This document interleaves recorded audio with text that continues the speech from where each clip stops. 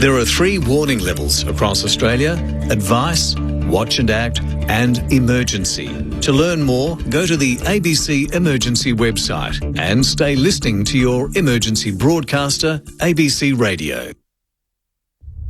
On ABC Sport, you're listening to the 2025 AFL Premiership season. AFL. Don't get better than this. On your radio, Sport Digital, and on the ABC Listen app.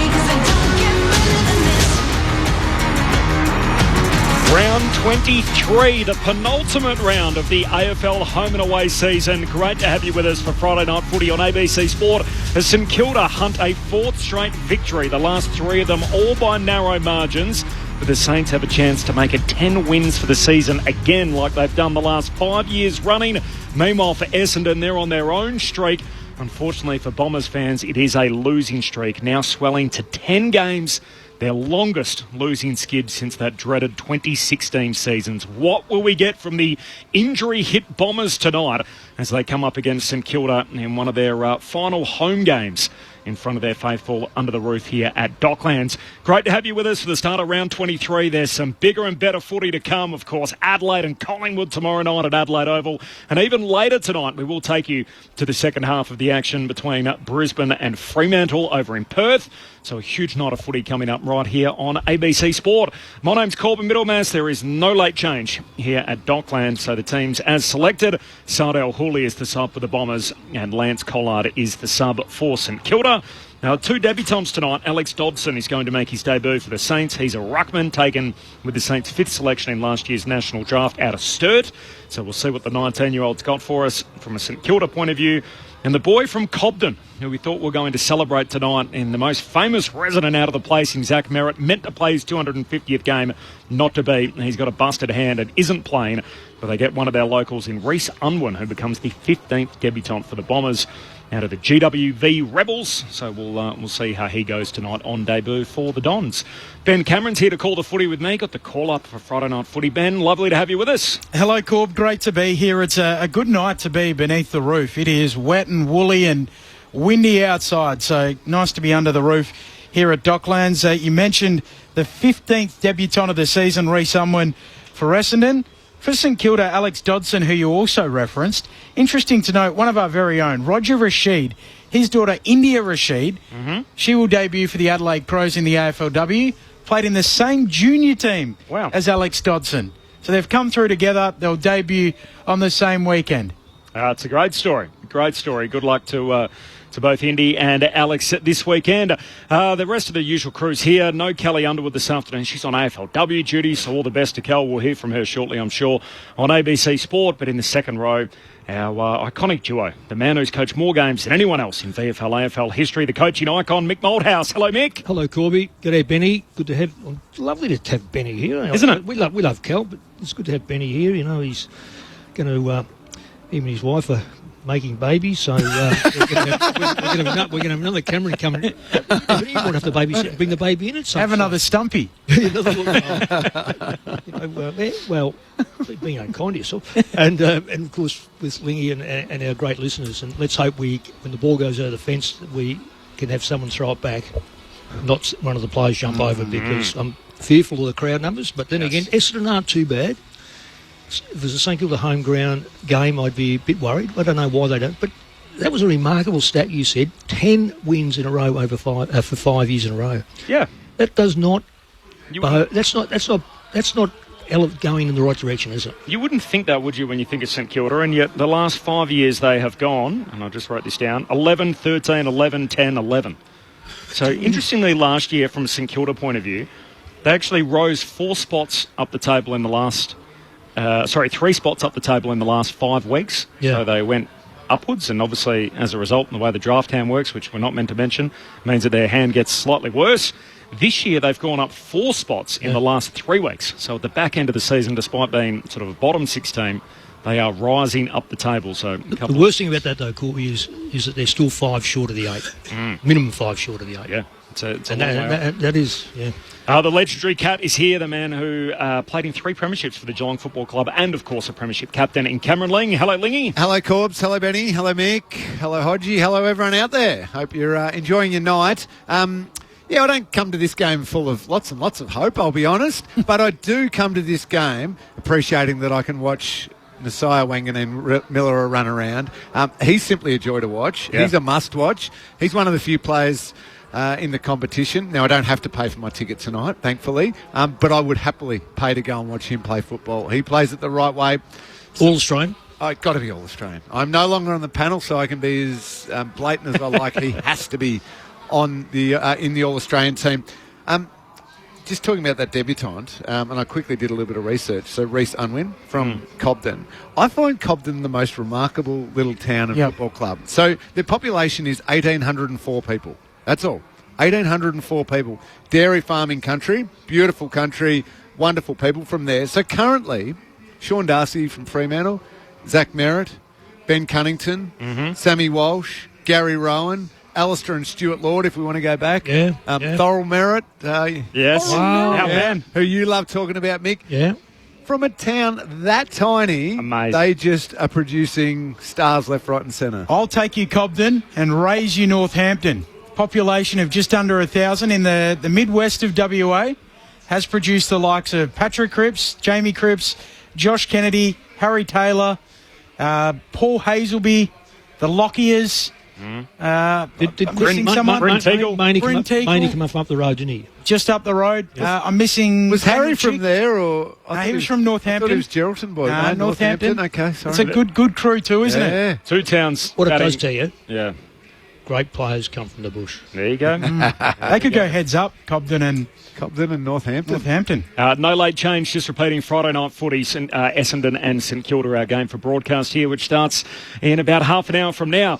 Ross Lyon's been a big talking point all week, as he often is. He was in a paid slot on Footy Classified during the week. This is a little of what Ross had to say when obviously asked about a number of topical things that are happening at his club at the moment. There's a lot of people, there's a lot of half-baked stories. I mean, that's what I see. And to be honest, I heard the Rucci stuff, right? Like, and I listened to it. I thought it was two old blokes having a beer and a barbecue in the backyard. And, I mean... What was he saying? I missed it. Well, there's unrest and Wilkie and Marshall will be somewhere else and they got to trade Steele out to free their cap. It was just... There was no substance, no rigour. And I was like... Rich, you sent me postcards from Italy where you're herding the sheep and counting the sheep. And, like, to be honest, you're a Port Adelaide nuffy. Like, let's move on. So Michelangelo Ricci reporting on Monday that Kel Wilkie, along with Jack Steele, Marcus Windhager and Rowan Marshall, could be part of a St Kilda mass exodus at the end of the season, and that was the response from Ross Lyon. You know, I'm really disappointed. Yeah? I thought that Rich only sent them to me. You've received some of those as well? Oh, yeah. Really? Over my time, yeah. Really? An invitation to go and visit his village up in the middle of in the mountains in Italy, and I had full intention of doing so. There you go. He said he didn't appreciate being called a nuff, and looked up he said he didn't understand what a nuffy was, and looked up the definition of it. So basically, this was explained to me once upon a time that a nuff was actually an acronym. So it was NUPH and stood for Needs Urgent Psychological Help. So that's basically what NUF was. And then over time it's been, it's become more of a term which people use, obviously, to refer to someone that's almost like a tragic or a fanboy. Which is full-on can only see their team. Yeah, which is basically the way that obviously Ross was intending to use it there. And Michelangelo Ricci, to paraphrase him, he basically said if that was the accusation, then I'll happily take that, being a Port Adelaide tragic. And he said, I never left and took more money to go and work for some other club. So there was a little bit of a barb traded back the other way. Obviously, the conversation continued after his slot on Channel 9, where he had his usual midweek press conference. And I just want to play this in its entirety. This is how Ross handled a few of the questions that came his way at that press conference a couple of days later. Do you need to chat to the locker room at all about... Lockers don't talk. Well, obviously the boys do, though. Do they? Well, you're in the market for free agents. You're trying to recruit players, and obviously every club's in the market. No, I've heard the same noise. Do you walk into McRae and ask him the same question? Yeah, we would. And what did he say? Oh, you haven't asked him yet? Not yet, no. Okay, well, after you ask him, come back and ask me. So you don't have to go to the senior players at all and talk to them about it? I talk to my players every day. And I think you said last night... But they're private conversations. Does it frustrate you? What involves in your position? Nothing frustrates me in this business. To be honest, I'm not here the laundry list of half-baked stories. Like, there's not much credibility, to be honest. The Harley Reid 25 mil, that stopped a lot of, certainly captured a lot of attention, that report. You're pretty strong on denying. I've never spoken to Harley Reid. What about the list management team? Like, are you flat out denying that report as a club? What? I don't even know the report, because I tell you what I don't do. I don't get my phone and go, get on the X and listen to garbage being reported with no rigour. So what's your journalistic rigour when you run with a story? You should have what? Oh, probably check it 2 or 3 times. Yeah, so I'm not sure that was done. One of the boys in Mark Swinag's had a good last 6 weeks. Have you seen his football over that period of time? Yeah, no, he's playing pretty well. We keep picking him, so yeah, he's an important young player. Has he improved a lot in a specific area that you've been at? Yeah, so all our players have. Look, can I just put an overarching statement? I'm not here to go list management, a pre-game, going into a Friday game. It's not why we call this presser. So that's where you're heading again. I'm not really prepared to dive into individuals that are either contracted or out. I think enough's enough, to be honest. Thanks, guys. That was Ross Lyon and how the press conference concluded during the week. What did you make of it, Lingy? It's interesting. So I love the fact that the journalist's job has got to ask the question. Got to ask the question. Now, coaches got every right to bat it away, change subjects, go back, do whatever tactic. And Mick can talk to that even better than I can. Sometimes a question from a journalist is just an invitation to speak. So you can speak about anything you like. The only little thing out of that is Ross was demanding some rigour around the reporting. I think those journalists asking the question around the Harley Reid report is them trying to do their journalistic rigour with Ross, direct from the source of the senior coach. You know, is there any truth to that report? Is that type of offer the one that's going to Harley Reid? Are you chasing him that hard? That type of thing. Now, I've got no issues with Ross also batting it away and changing subject and doing a little bit of a flip around and heading it in a different direction. That's fine. That's a little bit of the theatre of a press conference. But I like the fact that journos have to ask. There's been a report of $25 million offer to the biggest, certainly the most high-profile young star in the competition. Is it true? And we're yet to still hear a direct answer about whether he knows anyone at the club who has made that approach. So the master of misdirection, he still hasn't answered that directly. So it stays there, doesn't it? Yeah. What do you hear, Mick, as a former coach, when you hear Ross speak like that? Each coach has got a different method. And it's, you know, I've been through the VFL era where it was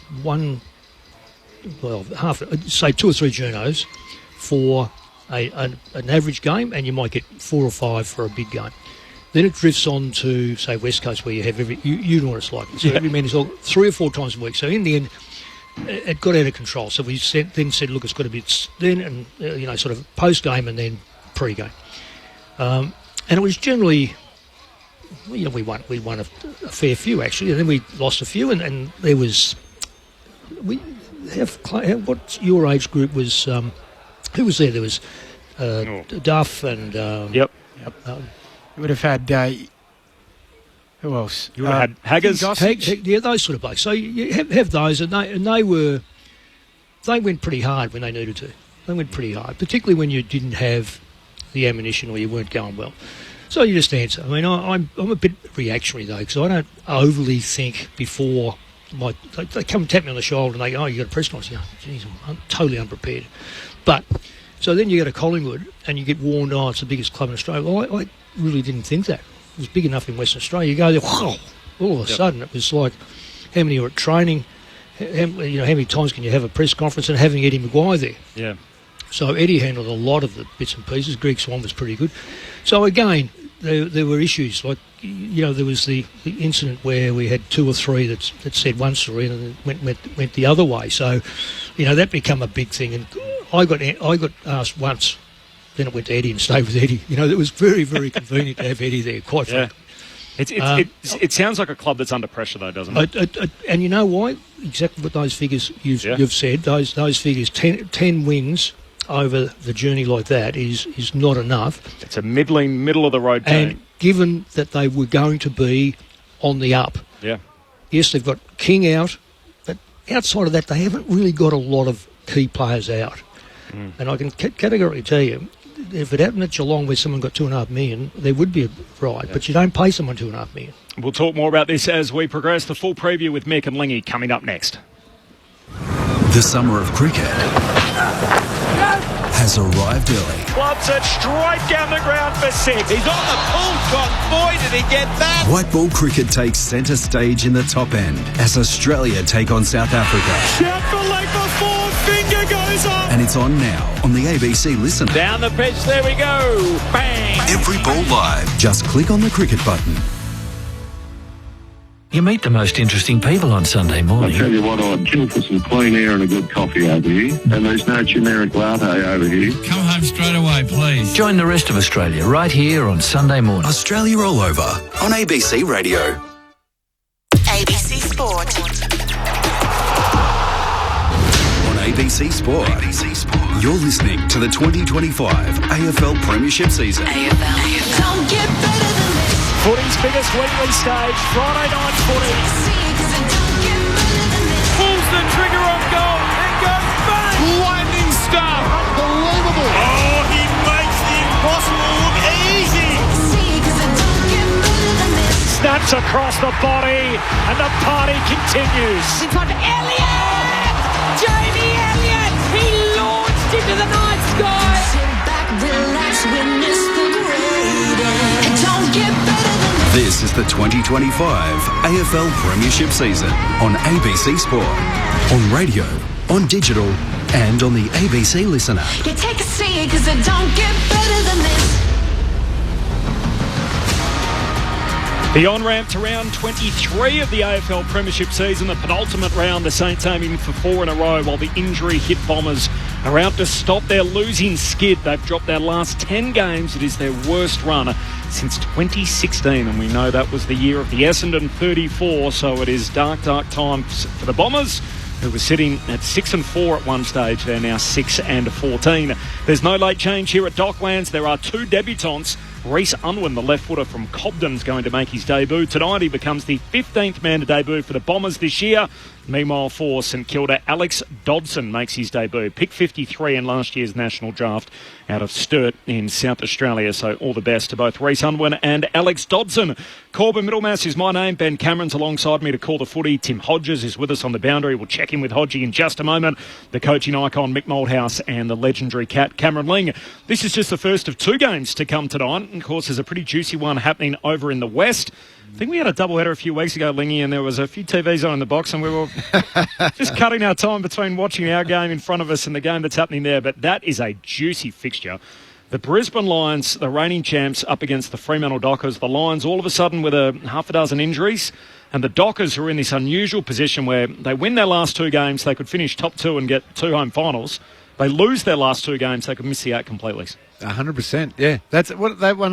11 of their last 12. 11 of their last 12. Yeah, on and fire. Come from behind about 3 or 4 times too. And on this really exciting roll. Yeah. And you're playing Brisbane and the Dogs in Melbourne to finish, and you drop both those, and you're finishing 9th. Yeah, It'd be it's remarkable, incredible, isn't it? We could literally be talking about them as potential flag favourites, yeah. And instead we might be not talking about them at all in the spring if they don't qualify. And similar, like last year was that weird finish too, wasn't it? Lost their last 4 last year, right, and Darcy got hurt on the back end.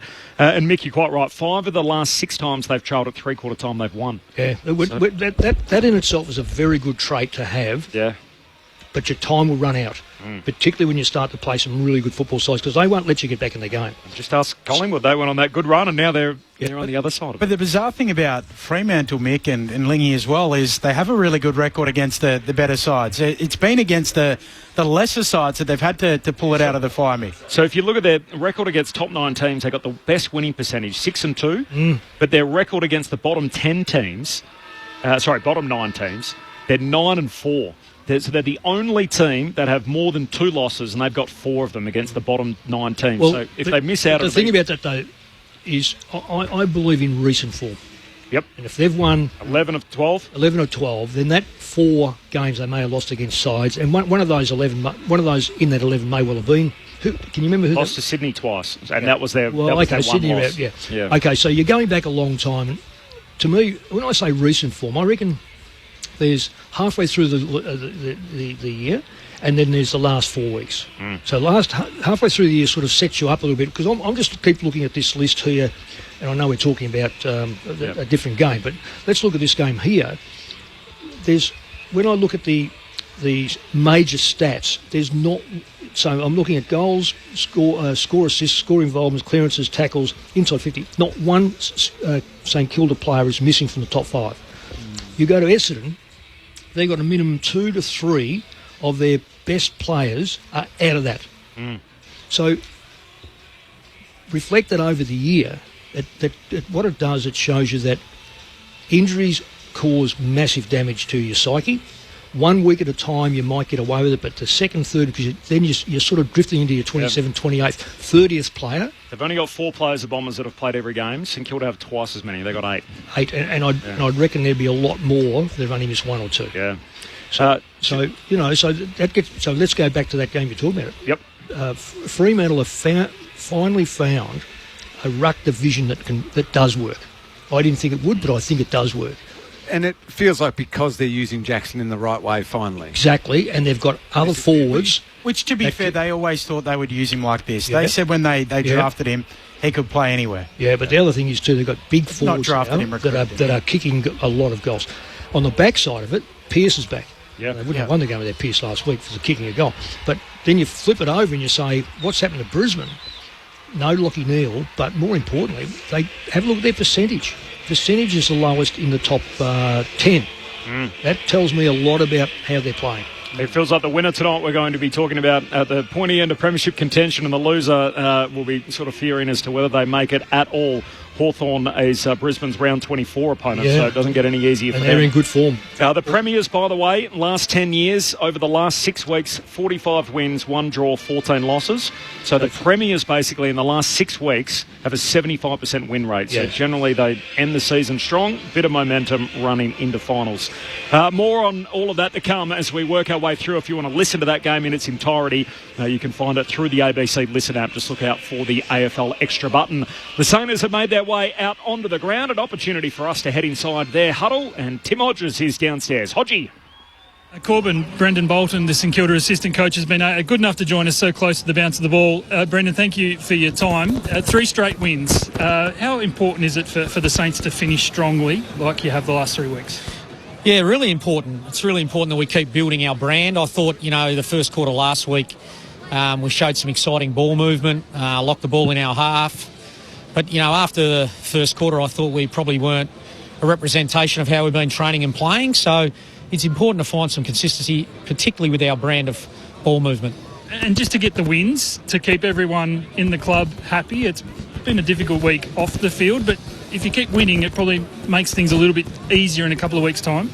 No, I think it's been a usual week for us. I haven't seen the players fall away with the investment to improve. They've been owning the meetings. I know even leading into this game, some of the focus areas the players owned and put on the board. So I just see a really invested bunch wanting to be better and set up in the back end of the year. The $1 million question, it's probably going to cost you $1 million, Nasiah. How important is it to even finish well, to keep the wins going for the next couple of weeks to try and entice his signature? Yeah, listen, my head hasn't really been in it, but he's a generational player. I really hope that we get him signed. But really today, his focus needs to go out and produce again, and I think he's been able to do that with all the distraction. He's been super in the midfield. He needs to do it today, and that'll play itself out in time, but hopefully it's a place where he wants to be. Have you been surprised how good his football has been with so much swirling around his contract and his future? Yeah, I think from time to time you're at a footy club where you have someone who just jumps. It's so exciting, a generational player. It looks like he's one of those, but more importantly, he's just not relying on talent. He's so invested with the group. You'll see him at breaks drive standards and drive the group. So it's not just talent, it's hard work and a real desire to get better. Do you have a gut feel on his decision? I don't have a gut feel. I just hope I've got a gut feel that he's focused today for 30 touches. Your debutant tonight, tell us about Alex Dodson. So a basketballer, a big boy. With rucks, usually they take a little bit of time, so he's quite raw, but he'll get some time in the ruck against Goldstein. Someone was saying today that he was about 1 or 2 when Goldstein was playing, so it's a crazy sort of scenario there. He's only a 19-year-old lad, so hopefully he can just get the ball to ground, make some good contests and get a real feel of what AFL's about for us because, over the next few pre-seasons, he'll just keep building his game. Brendan, just as we finished, there was a report tonight, the roof has been left open this afternoon, a lot of rain in Melbourne all afternoon. Have you noticed or have the players told you that it's a bit spongy out there? I haven't spoken to the players about it, but I've just noticed, it is a bit wet. That's a bit ordinary if it's been left open. That's why we've got a roof, but ultimately we as coaches and the players turn up and have to play in any conditions. But if you've got control of it, I'm hoping in future that's we keep the roof on. We appreciate you joining us so close to the bounce. All the best tonight. Thanks, Tim. Appreciate you having me. There you go, Corbin. Brendan Bolton from the Saints. Thanks, Hodgie. I'll come back down to you in just a moment. Brendan Bolton speaking there, the assistant coach from the Saints. Just for Essendon fans, by the way, if you were hoping to hear from someone from your club, we did ask. Unfortunately, though, no one was available, so we didn't get a word from the Bombers camp in the lead-up. There's no one on the injury list at the Bombers. Well, couldn't get any players. There's a list as long as your arm, but no one available, unfortunately, from the Dons for us on ABC Sport. We're 9 minutes away from the bounce. There are no late changes. Sardell Hooley, along with Cole Langford and the debutant Reece Unwin, coming to the Essendon team that lost last week to Geelong on Friday night. And then for St Kilda, they too have made 3 changes. Alex Dodson's on debut. Toby Travaglia's back in, pick 8 in last year's draft. And Lance Collard is in as the tactical sub. Sardell Hooley will start as the Bombers sub. We'll get conditions and everything else from Hodgie in just a moment. But Tim, I was interested in hearing your last question there as part of that chat with Brendan Bolton. We're playing at a ground with a roof. And yet, did you say that the field's wet? How on earth does that happen? Corbin, well, the roof is shut now, but the issue was when the Saints arrived earlier this afternoon, it was open, and the problem was it was raining. So there is a strip right along the middle of the ground that is still wet, and it's very spongy. So the last thing this game needs, we need everything going right for it to be a decent contest. But you only have to look at the anger and the angst from St Kilda. Brendan Bolton was very. I thought he was going to fire up a little bit more than he did because the club was irate at the AFL. They got Greg Swan involved straight away. The problem was that it then took nearly 35 minutes for the roof to actually shut from the time that they complained. So it got wetter and wetter. Ross Lyon even went to X and fired a tweet out. So it's his 7th tweet in his 12 years being on Twitter. I can only imagine Mick Malthouse getting on Twitter. He was that angry. So if you look at on X, you'll see Ross Lyon with a very angry and very pointed tweet towards the AFL and the stadium for just simply not being good enough. So it's staggering. It's 25 years old, this place, and it still throws up curveballs like today. But I think both clubs were very ticked off that the fact that they're arriving, they're doing their warm-ups, and the ground is not only wet and slippery, but it's spongy for a place that's got a roof on it. Like, why you wouldn't have... And the weather is completely feral in Melbourne all day. Look, why you would have it open is beyond me. That tweet, by the way, how good Essendon Legends game, looking for a Gary Moorcroft Gold Square hang. So tweeted a photo of the Legends game, which was on beforehand, followed up by saying, oh no, it might be hard. Marvel Stadium did not manage to close the roof before the rain came. A couple of emojis from Ross as well. So we got a tweet from real Ross Lyon to let his displeasure known about the roof. And no one got more angry about the roof being open than Brad Scott back in the day, of course, when he was coaching North Melbourne. Yes. And that led to really the current policy that the roof must be shut at all times. And unfortunately, it was open when it needed to be closed earlier today. So a wet ground for St Kilda and Essendon to play on here. They are welcome to ring me anytime. And I can give them the weather that's coming through Geelong. And I could have guaranteed them it was going to rain. Amazing. It was sweeping through Geelong early. I was like, just shut it. Can't be that hard, can it? Sunday teams have dropped for North Melbourne in their game against Richmond. Paul Curtis and Jai Simpkin both back, and Luke Traynor returns for Richmond. Played every game up until last week when he was managed. Steely Green's been dropped. The Sydney Swans in Geelong, so Will Hayward amongst the ins for Sydney. Patrick Dangerfield and Jack Martin, 2 big ins for Geelong. So that game at the SCG on Sunday. And then the late start, Ben, the one you're covering, a couple of debutants here. Jordan Croft, the son of Matthew Croft, is going to debut for the Dogs.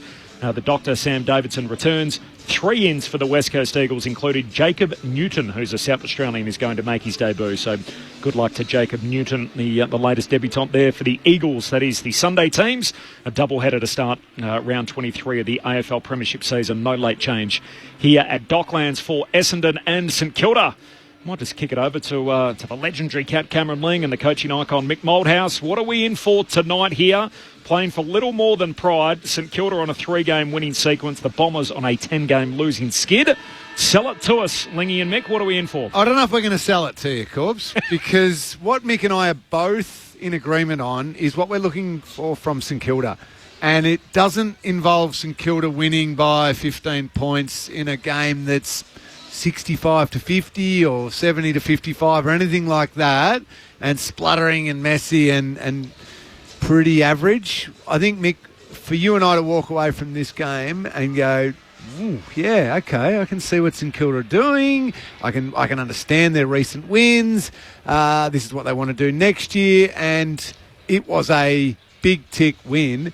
Is probably a 10-goal win going away from the Bombers. Doesn't have to break them straight away because the Bombers are still an AFL football team and you don't just automatically get it all your way. But probably by the end of the game, really powering away from the Bombers, and we're talking 60 plus, aren't we? Well, I would have thought so, Lingy. And you're right. It's not going to just, the score's not going to show 10-goal lead before the ball's bounced. Yeah. You have to earn that, and sometimes there's going to be a few runs. Look, I'm going to quote, with stats. You'll jump on each one of these things. So I'm going to give you, and when I look at these stats, the top 8 or 9 at the moment dominate them. Now, there's a couple there that are not related to how good you are. It's how much you can pressurise. So let's go to defensive rebounds for a start off. Now, that does takes getting the football and working the way through. At the moment, now, I won't worry about numbers. I'll just place them where they are. Bulldogs, Geelong and Brisbane are top 3. The bottom 5, St Kilda and Essendon. Now, you just might go through that for our listeners. So it's defensive rebound to get inside the front 50, and they're in the bottom 5, these two sides. Now, Essendon, we could probably give them a little bit of leeway, but I don't think there's been too many absent from the St Kilda side. No, and maybe a little bit that's a result of Wanganeen Miller's move into the midfield, yes. So you're not quite. Hopefully, not quite getting that run. For St Kilda's sake, you're actually winning it through the middle of the ground more and getting it inside your forward 50. So it's not a rebound 50, but when it gets deep in your defence, the ability to be able to transition it out, win it back first of all, and then transition it out, is probably just lacked a little bit because they've attempted to bolster their midfield more. Yeah, that's fair. Which is probably a reasonable step forward. Yeah, I'd say. Contested possessions differential. So contested possessions differential. Now, believe it or not... Compared to your opponent. Yeah, so Melbourne are on top when we know they're a contested side. Yes. Which results in nothing for them. Well, it gets plenty inside 50, but no score. Yes. So 6th and 12, and there's a little bit of a leeway for Essendon because, as I say, injuries. But St Kilda is 6, so it's not too bad. They're 6th overall. Trailed Melbourne by a fair bit, but Melbourne are easily the most dominant contested possession differential. So, the contested football. And the contested possession... I'll find clearances for you as well. So, okay, you keep going, Lingy. No, the contested possession differential is an interesting one. I think Melbourne proves you don't have to be necessarily dominant at it, but you don't want to be down the bottom. No. So the bottom teams in that list there are still your West Coast and your Port Adelaide, and the teams that have struggled, North Melbourne. You want to be minimum probably breaking even in that middle tier of teams in that, but then how efficient you can turn that contested possession differential into. And that's where maybe St Kilda want to improve on. Again, Wanganeen Miller being the most high-profile one of them, but Jack Sinclair and these types of players, can you turn a contested ball win into something actually decent inside forward 50 and scoring? And there's just another couple of things that all add up, and the Saints are in pretty good position, so it just makes you wonder about that 10. Are they lacking that big key forward? So we've got centre bounce clearances. Top is easily Bulldogs, but Essendon and St Kilda aren't that far behind as far as numbers go. Sorry, Corby. Tim Hodges is with us on the boundary. Hodgie. Corbin, Jack Steele won the toss for the Saints. They'll kick to the Footscray end. That's the left of screen if you're at home watching on the telly. The crowd is quirky only because so fearful was the AFL 48 hours ago. They took the just the unusual step of offering $7 tickets. As a result, the crowd is actually pretty good. The ground is hopeful they'll hit 30,000 tonight. I don't think we'll get that much, but it's not as diabolical as the AFL feared. No late change. The subs for the Bombers, Sardell Hawley, and for the Saints, Lance Collard, starting with the T-shirts on. Hopefully this game is okay, guys. Good calling. The expectations are low, aren't they, for the start of round 23. The Saints looking to try and keep on winning. Wanganeen Miller are starting at the centre bounce alongside Andy McGrath, the acting captain for the Bombers. So the Saints to try and make it 4 on the bounce. The Bombers out to stop a 10-game losing skid. Friday night footy on ABC Sport. It's Essendon and St Kilda. You're with Ben Cameron. Here we go, beneath the roof. It's Marshall and Goldstein, both with hands on it. Down at ground level, Garcia flicks it out to Steele. Saints with the opening possession. Handball away to Boxall, tackled down on the wing. And a ball up. So Goldstein's going straight behind the ball, even though this is in the front 50, and up comes Peter Wright. So they're one man short in the forward line, the Bombers automatically. Marshall taps it down, McGrath onto it. He's tackled quickly, bracketed by a couple of Saints. So this is all about defence, I'd say, Lingy. They're trying to defend early, minimise any sort of scoreboard damage. Correct. They're dropping a couple, aren't they? They bobble it around. Steele gets a handball out. Wanganeen Miller off to Garcia. Saints ball down the wing. Looping handball. Boxall loops it on again. He'll get it back from Sharman. Saints forward to the wing. Wanganeen Miller half forward. Kicks into the pocket. His kick is good. Over the fingertips, stretching up Higgins. Kick. Yeah, had to be free kick. He will get a free kick, as Lingy said. Deep in the left forward pocket. 20 out.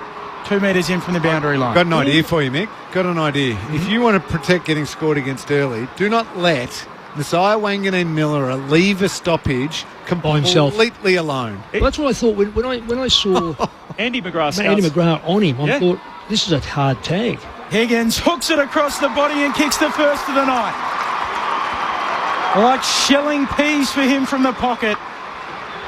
St Kilda 1 straight 6. Essendon yet to score. We've played 86 seconds. Oh, bit of a Barney, it's on. Benny boy. It's on in the pocket. Higgins went and got stuck into them after kicking the goal. Angus Clark got in there. The wood chopper comes in and sorts it out and ends the Barney. So come on, boys. Hey, we've got our end-of-season trips to pay for. Let's not get any fines. and also another set of jumpers. We don't need that. Well, Essendon don't even have to pay for theirs because they play their last game on the Gold Coast, so they can just stay there. Well, there you go. Wow. 1 straight 6, no score. Friday night footy on ABC Sport. Well, it'll be interesting to see what happens in the middle. Yeah, sorry. That was ordinary by Essendon.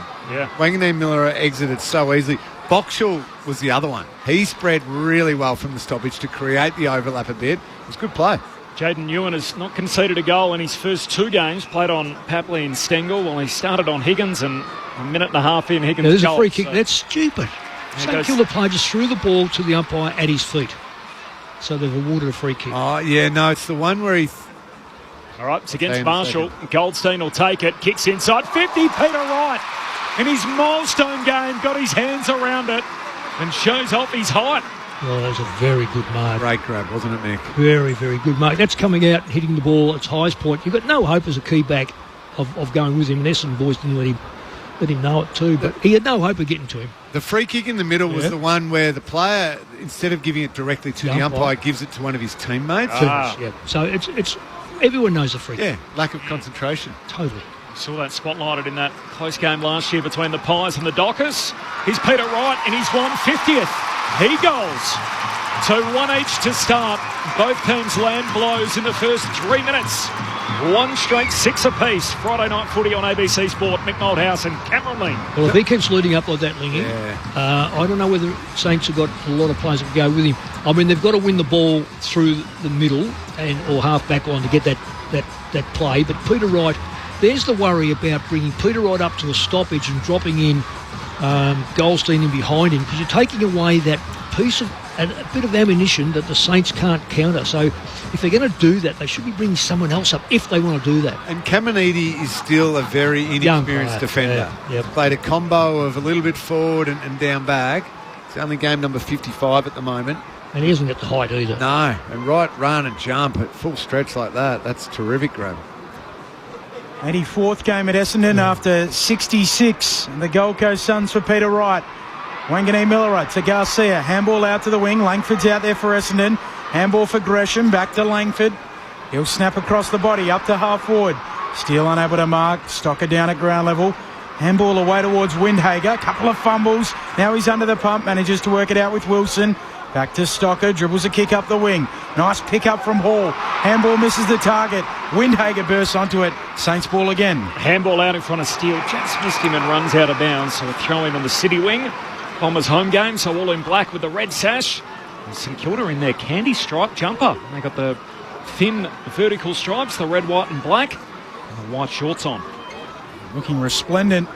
The Saints in that jumper tonight, Corb. Yeah, I might get in trouble with St Kilda fans, but I love that jumper. Yeah, it's a nice look in that. From the boundary throw in, Langford on the return for the Bombers, gives it to Gresham, now out to Roberts, and it's a high bomb that'll float too wide, out of bounds on the full, and a rare error from young Archie Roberts.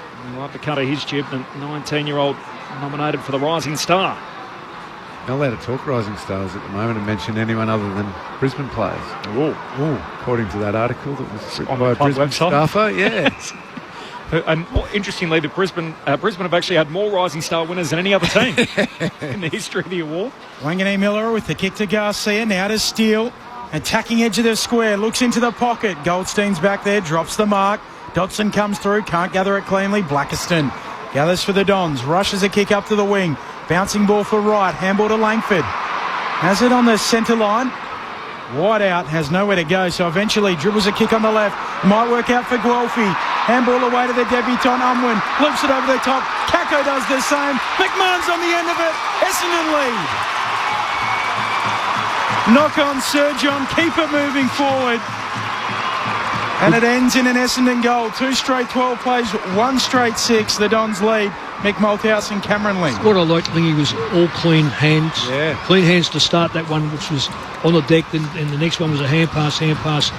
Just the Saints player couldn't quite make up the length of where he needed to put his hands up, so he was always about a foot off. So really good play by the Bombers. It's a great kick from Langford, wasn't it? He knew Beautiful. they didn't have the height advantage. Put on the ground. I'll just tumble it in there, little chaos ball, and we're on. And for a moment, that's the best ball to go. Yeah, for a moment there, it looked as though, Essendon's forward structure just let him down. Langford wasn't going to be able to kick to anyone. Yeah. But you're right, smart, and then clean hands, they get a goal. Well played. If he kicks that long in the air, Wilkie picks it off, and that's the end of the forward thrust. Guelphy, was it Guelphy? Yeah, Guelphy. Yep. Just one touch. That's what you need. Ground ball get. Essendon by 6 points. We got an early lead change. 5 minutes in, Kako's got That's it. not Held holding up. the ball. That's a terrible decision. Pinged, holding the ball. Wanganeen Miller rewarded. Gives it to Garcia. Heads inside 50 for the Saints. Floating through Laverty. Can't quite complete the mark. Follows up as it hits the deck. Handball miss Goldstein. He goes and gets it. Feeds it further down the wing. Hobbs collects. Closed down by Wanganeen Miller. Kicks up over halfway. Guelphy sliding in. Just fisted away from him by Wilkie and out of play. We can't have those mistakes in AFL football. Not like that. Sorry, as umpires. It's not acceptable. It's too elite a competition to have somebody who's just immediately set upon with zero prior opportunity paid holding the ball against them. Ray Chamberlain heard your comments last week, Lingy. Wasn't happy with you. Yeah, well, that's right. Lost plenty of sleep about that. He did want to take you on AFL Sunday more than welcome. Sammy Durham gets the kick towards full forward for Essendon. Out the back, Unwin's onto it, paddling in the pocket. Can only paddle it out of play. Throwing in the pocket. If we want to keep accepting mediocrity, I'm sure. It'd be interesting to see how many games these umpires have actually umpired. So I'm betting that these games are attracting the ones that aren't going to feature in the finals. And that's not been not been. Some bigger games this weekend, isn't it? Well, I think so. Yep, 3 games involving top 9 teams competing for final spots. As Wright wins it down, Unwin hands it away to Durham, shoots outside of the right boot. Too much bend on that.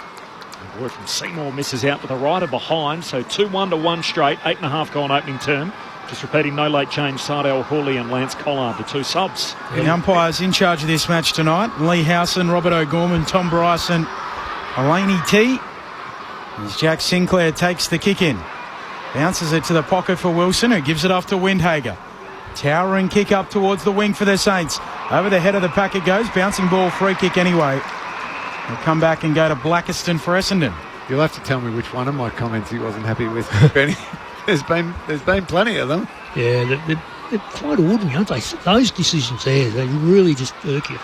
Blackiston kicks the Dons back inside 50. Sammy Durham trying to rove the pack. McRae picks it up for the Saints, goes back to Wilkie, rushes his kick out of bounds on the full. And Blackiston to get it again at high half forward for the Dons. I think it was something that made socials as a sort of standalone grab, but it was after one of the worst decisions we've seen of the year, the Cameron free kick last week down in Geelong. As Clark goes long to Laverty, and then Laverty long into the forward pocket, spills down towards Trevelyan, gives it to his mate Taru. He's caught holding the ball. Yeah, that is. Yep. Tried to step around. Yep.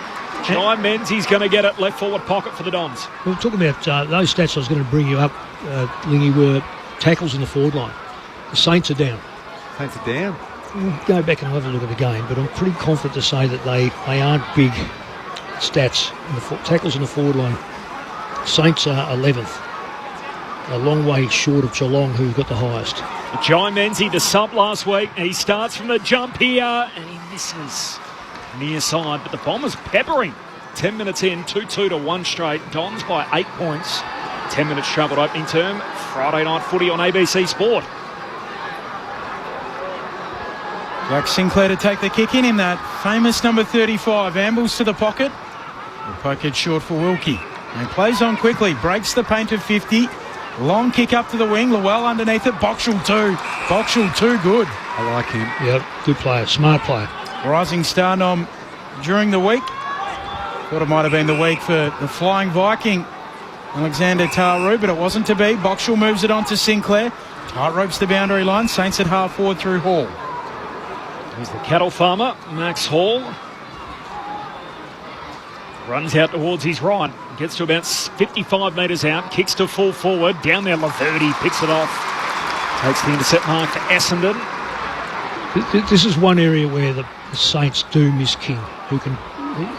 He was very good as a contested mark, or at least completer. Hand pass to McGrath. He's off and running. Long kick down the wing. Unkind bounce for Guelphy. Taru favoured by it. Mowed down by Llewell. Great chase down tackle holding the ball. And Lamont Llewell wins it back for Essendon on the wing. He's taken too long. The Bombers by 8 points after a dozen minutes. He goes short and wide. Brilliant tackle. Brilliant run-down tackle, but then just hesitated. One on one forward. One on one forward. Now you've got Marshall down there. You've got everyone. They've just got back quick. So the Dons will try and switch it. Laverty away to Pryor. He looks deep into the pocket. His kick is a good one. Great kick. Leading out to Mark Unwin. That's 13 St Kilda players in the back 50. Yeah, they had to go around it though, didn't they? They did it well, but it's not a bad angle though, Lee. Saints was slow to shift right across. Yeah. Bombers identified the open part of the ground. Well, your backs have got to take the forwards. The ruckman's got to take the logical one, and the mids have got to then spread, so they can't lead into those holes. Has he had a kick yet? Young Unwin. He's had one handball. With his first kick in AFL footy, he shanks it. Sprays it out of bounds on the full, unfortunately. That's not a club that gets together. First kick, first out of bounds on the full club. No. Well, 2-2-14 plays, one straight 6. Essendon by 8, 13 in. Yeah, he's a left footer and lays back, and very few left footers lay back like that. Saints ugly kick coming out of defence. Steele mops it up, gives a hand pass away towards Boxall off the back flank, high up and under, turnover. And Laverty takes the intercept mark for Essendon, trying to cut through the middle. Sharman wins it back and then coughs it up. Unwin for Essendon. Hand pass away towards Clark. Lifts a hand pass to Blackiston. Now out wide to Pryor on the wing, city side. Short kick to Llewell. 60 metres out, left half forward. Crowded front 50 for the Bombers. McMahon wants it long. 9-3 inside 50. He's on Stocker. 8 point margin. He kicks a shallow entry inside 50 straight to the opposing ruckman. Marshall spills the mark but got some illegal contact. Free kick for Marshall, centre half back for the Saints. Oh, his kick is dangerous for McRae, broken up by Llewell, loose ball. Saints work it out. McRae gets it to Marshall, to Taru. High clearing kick beyond the defensive arc. Wood nudges his man illegally. Free kick to Gus Clark. Well, he's lucky to go at McRae. That was a scoop. It was, wasn't it? Scoop throw. Scoop throw. That wasn't a tap on. That was a scoop. Essendon ball, 60 out from goal. Gus Clark sets it up towards full forward. Can they find a marker coming in? Caminiti punches it out of play, throwing left forward pocket for Essendon. They lead it by 8. And they lead it because They're getting the ball inside the front 50. What is it, 9-3, which is this is terrible by the Saints in many respects. They're just not clearing the ball at any of the stoppages. Dons by 8 points.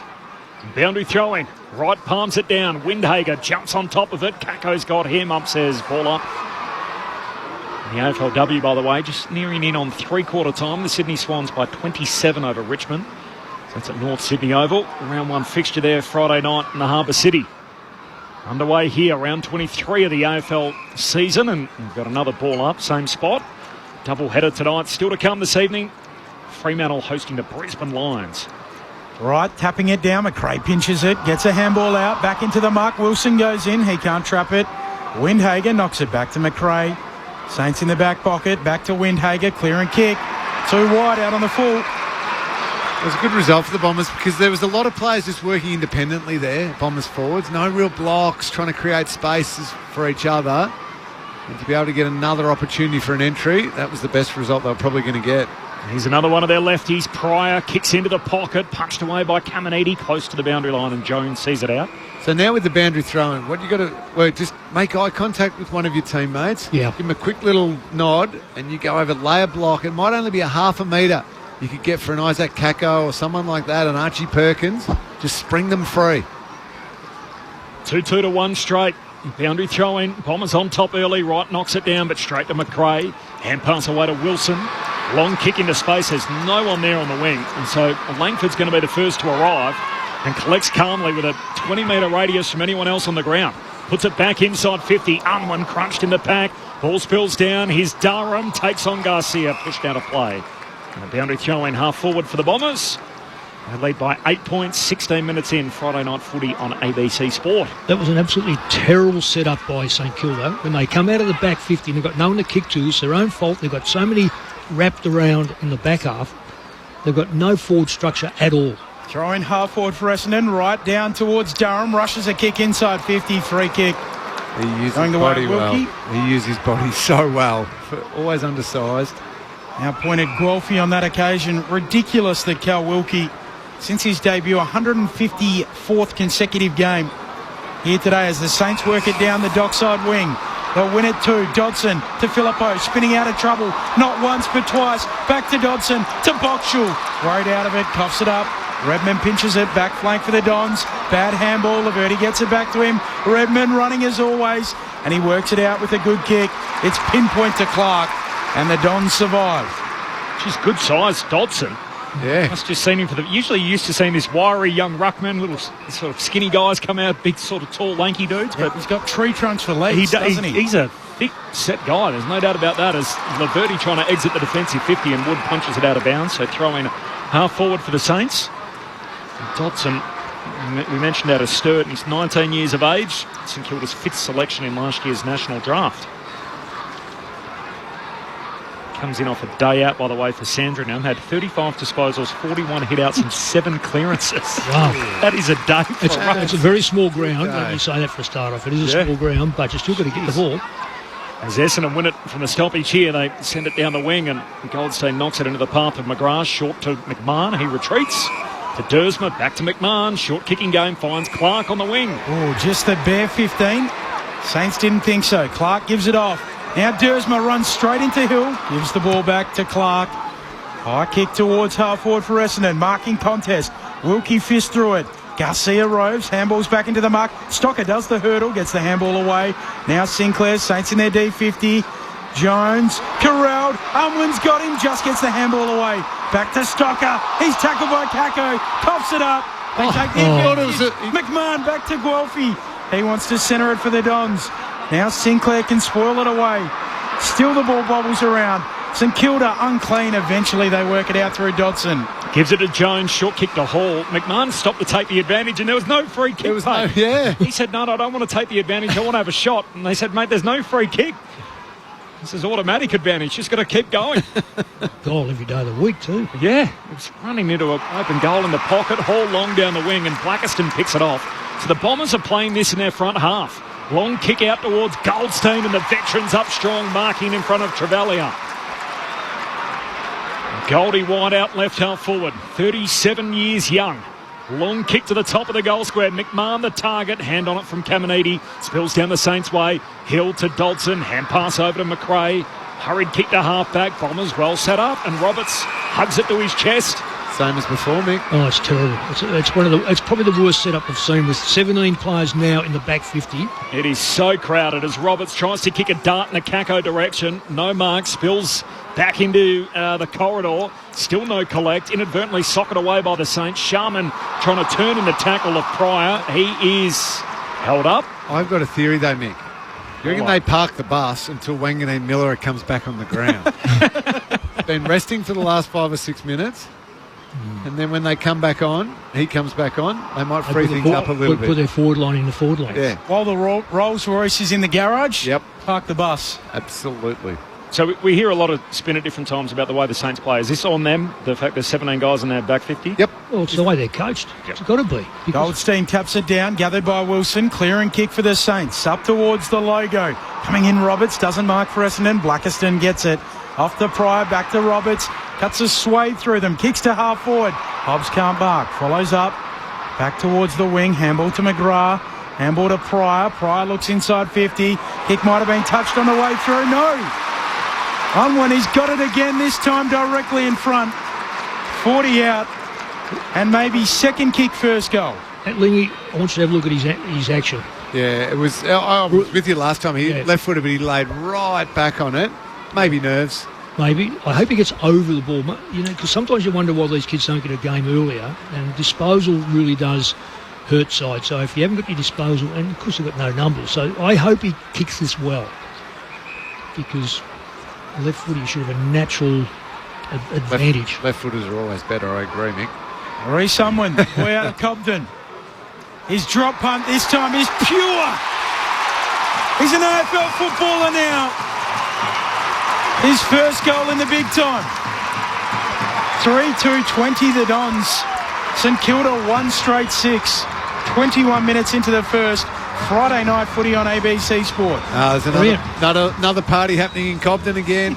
Mind you, just looking at the shots and the cameras in our box here, I reckon half of Cobden's in the stands right now. So I saw this on the news last night, Lingy, that there were 3 busloads from Cobden that were scheduled to come here for Zach Merritt's 250th game tonight. Merritt's missing with a broken hand, and they said, to hell with it, we're going to send the buses anyway. We're still going. Knowing that Reece Unwin was playing, so they had 3 busloads make their way in tonight. And this young kid comes from there. So watch him. Yeah, watch his auntie and his uncles and grandparents. Great story. Brilliant people from that part of the world. As you touched on in the pre-game, Lingy, and what a footy factory. Yeah, the Cobden area used to be part of the Geelong Falcons zone, so I played with a lot of boys from Cobden. Great people. They're Bombers as well, aren't they? Now they're the Cobden Bombers. Absolutely. They're now in the North Ballarat, the Ballarat. He's only 18. No. Saints out of the middle. Wanganeen Miller gives it to Jones. Long kick inside 50. Blackiston flies, knocks it away towards Laverty. Essendon to half-back. Looking for Dersma. Buffeted off it by Hill. Gets it back high half forward for the Saints. Hand pass to Windhager. Kicks inside 50. All alone was Philippo. And in the end, it carries his head and lands on the chest of Dodson. So we've had Unwin at one end, and now the other debutant on the ground in Alex Dodson gets the chance to answer straight back. He's a big boy. You're right about how big he is. He's strong. He looks so strong. He's 203, isn't he? Yeah, we'll have to check out his kicking technique, Mick, before we go getting too carried away. But mind you, Ed. Yeah, okay. Here we go. The big lad out of Sturt. On debut, Dodson, like his fellow debutant, starts with a behind. His first kick is out to the right. It's a minor score. He'll have to wait. 3-2 to 1-1. 13-point margin, 23 minutes into the opening term. It is Essendon by 13 points. Roberts bringing it in for Laverty, who kicks up to Perkins on the wing. Perkins comes corridor for the Dons. Dangerously works out for Goldstein. He feeds off the runner in Newen, misses him with the handball. Newen goes back and gets it. Handball to Goldstein, to Pryor, kicks out wide. Bouncing ball now for Langford. Boxall comes over, big bump. Ball bobbles out on the city side of the ground. Friday night footy on ABC Sport. Essendon by 13. nearing quarter time. Tim Hodges on the boundary. Hodgie. Well, there are 3 coaches coming down with Cobden people. They'll have to come back on Thursday. I've heard today that Zach Merritt did 95% of the running drills required. Of course, he broke his hand this time last week down in Geelong, had surgery on the weekend, but he's super keen to get back next Thursday night for what will be his 250th game. It would become just the 16th Bomber to get there next Thursday. All the best to our man Zach Merritt as the Saints win it down the wing. Dodson kicks inside 50 and Wood is up and marking right half forward for the Saints. He'll have a look from about 45 out. He's a conference player, Wood. Yeah. He missed a couple of sitters last week. He would have had to go on back to the drawing board and just show, just prove to himself he can kick goals by getting on the training track. Nothing better than the training track and just knock a few over. So this will be. When he's played his best footy, it's always been as a goal kicker. Absolutely. Off the wing, he's been able to get forward, get a little mismatch in his favour, and run and jump at the ball. Had 3 shots in the same quarter, kicked 2 behinds and 1 out on the full. Mason Wood went goalless last week. Let's see how he goes here. His left-footed drop punt fades and it's a behind. Punched through on the behind line by Goldstein. Essendon lead it by 12 points. It's 2 goals, 25 minutes into the opening term. And this is Friday Night Footy on ABC Sport. Pryor taking the kick in. Out in front of Andy McGrath. Has to wait for it to sit. Gathers on the back flank. Comes Corridor. Looking for Newen. As reported during the week, he told his teammate Ben Mackay that he's in the Vietnamese team of the century already. Yes, brilliant. As he kicks short to Laverty, who goes out wide to Dersma. Back to Laverty. Don still on the back flank, kicking up to the logo Laverty. Saints are just letting them walk this down. You've got to pinch the ball off the opposition, and you've got an opportunity to score before quarter time. You've hardly got in the front 50 at all. Dersma kicks to Peter Wright, punched away from him. Wanganeen Miller through traffic, hand pass swatted down. Durham wins it back, hand pass to Wright. Still at half forward for Essendon, floats a kick to full forward, and Marshall jumps back in the hole. Takes the intercept mark for St Kilda. Just repeating, no late change coming in. Collard and El Hawley, the 2 subs. Got to use Windhager up the middle, finally. Just dabs it short to St Kilda's number 2. In the back of his 32 touches last week, Marcus Windhager. All 22 games this year, 1 of 8 at St Kilda to do that. He goes long to Mateus on the wing, leaping at it, scored his own teammate. The Bombers win it back. Redmond to Newen, goes back by hand to Roberts. Hand pass to his mate Pryor against the boundary line. He is a left footer. Been busy early in this one. Pryor, long kick inside 50. Wilkie, as he always is right there. Yeah, Guelphy's trying to do the job on him to keep him down from those intercept marks, but Wilkie's just too good. How was his leading just said that he just threw him out? I didn't throw it away, but just jumped over him. Goes back to Wilson, right on the last line. Kicks up to Sharman, who was impeded, and will get a free kick. He doesn't know. No, he has no idea that that's his free kick. Trudged off, and he'll come back and get it. Essendon by 2 goals neat. Just over a minute until quarter time. Saints don't want to muck up this opportunity here. They've got 1 minute to kick a goal to get back in the game. Because at the moment, they're looking like Essendon's lack of players. Sharman to Sinclair, who waits a kick for Wanganeen Miller up, bounces off his chest, goes back and gets it. Now kicks Corridor aggressively to no one in particular. It works out for him, as only it can for him. Stocker dribbles a kick forward. Hall gets rid of it to Garcia. Saints inside 50. Up goes Wood, getting back Pryor. Desperate, punches it away. And that may well be a goal-saving effort. That was outstanding. Brilliant. Brilliant. Yeah. It was the wrong option for the kick. That's right. 3 Saints players free, 25 out straight in front, but Pryor still had to make the spoil. Yeah. Superb work. Still out of contract for next year. He's played every game this year, Pryor. Forbes has got a 5-year one for him. I know. Boundary throw in, spills down to Max Hall, kicks to the goal line and punched through by Blackiston. It's a long list. So Hobbs, Laverty, Goldstein, Pryor, Llewell, Blackiston, McMahon, all playing tonight. Menzie?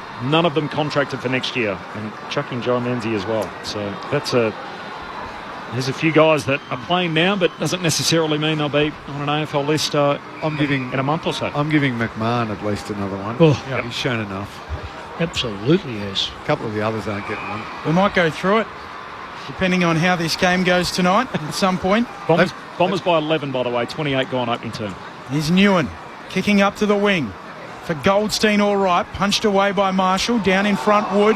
Wrapped up immediately. Get another ball up. They have to drop, is it 10 off their list? 9.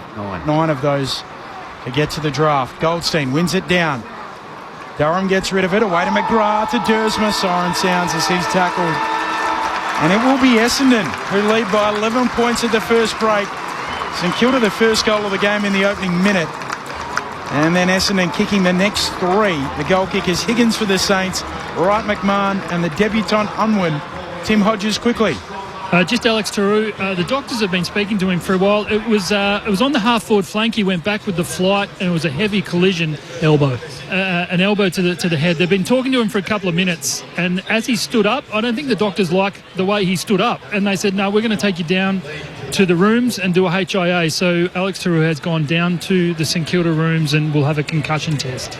Oh, thanks, Hodgie. That's a bit of a blow, given that he was in the mix to get one of those rising star noms you would have thought in the last couple of weeks, and that they went with Boxall last week, knowing there was still 2 weeks left in the home and away season. And Alex Taru, if he's concussed tonight, that'll not only cut this week short, but it'll obviously have a knock-on effect into the final week of St Kilda's season. Quarter time here, the thoughts of Cameron Ling and Mick Malthouse in 30 seconds. It is the Bombers by 11 points, and this is Friday Night Footy on ABC Sport. ABC iView. Lose yourself in gripping entertainment. Somebody here. Like with the family next door. Know something. Darby and Joan. I'm going to find out who did this to you. And Bay of Fires. What the? Always free, always gripping. ABC iView. This is the 2025 AFL Premiership season on ABC Sport. Wanganeen Miller, a half forward, kicks into the pocket. His kick is good. Over the fingertips, stretching up Higgins. He will get a free kick deep in the left forward pocket. Higgins hooks it across the body and kicks the first of the night. Goldstein will take it, kicks inside 50. Peter Wright, in his milestone game, got his hands around it and shows off his height. It's Peter Wright in his 150th. He goes.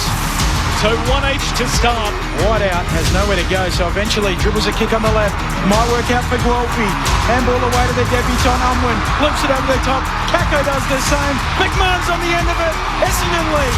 Back towards the wing. Handball to McGrath. Handball to Pryor. Pryor looks inside 50. Kick might have been touched on the way through. No. Unwin, he's got it again, this time directly in front. 40 out. Reece Unwin, way out of Compton. His drop punt this time is pure. He's an AFL footballer now. His first goal in the big time. This is ABC Sports coverage of the AFL. On your radio. ABC Sport Digital. And on the ABC Listen app. Quarter time at Docklands, Essendon by 11 points. There's a double header in the AFL tonight, still to come later this evening. We're about 45 minutes away from the start there. It is 2 of the competition's heavyweights, Fremantle and Brisbane. Call available through the ABC Listen app. Just look out for the AFL Extra button. In the AFLW, the Sydney Swans lead the Richmond Tigers 10 minutes into the final term, and the margin there is 26 in favour of the Swans. Ahead of Lingy and Mick, first of all, Tim Hodges on the boundary. Any sign of Alex Taru so far, Hodgie? Corbin, this is good news for St Kilda. Alex Taru, he spent the last 6 minutes of the first term on the bench after that heavy collision in defence. I reckon it was the way he stood up to go out to the quarter-time huddle. The doctors didn't like it, so they took him down to the rooms. He was there for less than 2 minutes, and he's back out there. So I don't think they even bothered checking him for a HIA. So I think he's got a sore cheek from where he was struck, but everything else is okay. So good to see him out there. Thanks, Hodgie. Lingy, Mick? Well, Nick, I feel like I'm going to be overly critical of St Kilda here, but they kind of deserve it. It was a strange... So they had so many players parked back, 17 and at times 18 players back in the defensive 50, and when they were able to win it back, and you probably should when you've got that many numbers back there, they dumped it back outside their defensive 50, straight to Essendon players, not even outnumbering their Saints opponent, completely on their own. The structure just looked You've got to take that 10 ordinary. 10 goals back, aren't you? Yeah. You've got to. So they'll kick 10 goals. They've only gone there 8 times the year. 8 to 18, a side that has lost its captain, has lost other key players. They are 18 inside front 50 being Essendon. 18 to 8. Saints have got 8. So Mick, that's what annoys... So I get why you get all the numbers back when you're...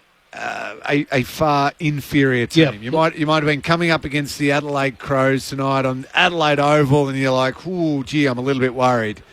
But they're the better team tonight, I would have thought, coming into this. Certainly the way they played. No. So I would have, if you can have more even numbers around the ground and keep forwards ahead of the ball, I'm going to back the Saints in to win it. It's strange. One of the things, I mean, this is logic, and it's been in the system for a while, so this is no reinvention of anything or an invention of anything. When you push players back, in front of you, outside your back 50, you've got to have a box formation. And that box formation moves where the ball is so that when it gets slung out, and it's a short one, you've got the two front blokes. If it goes long, you've got the back two.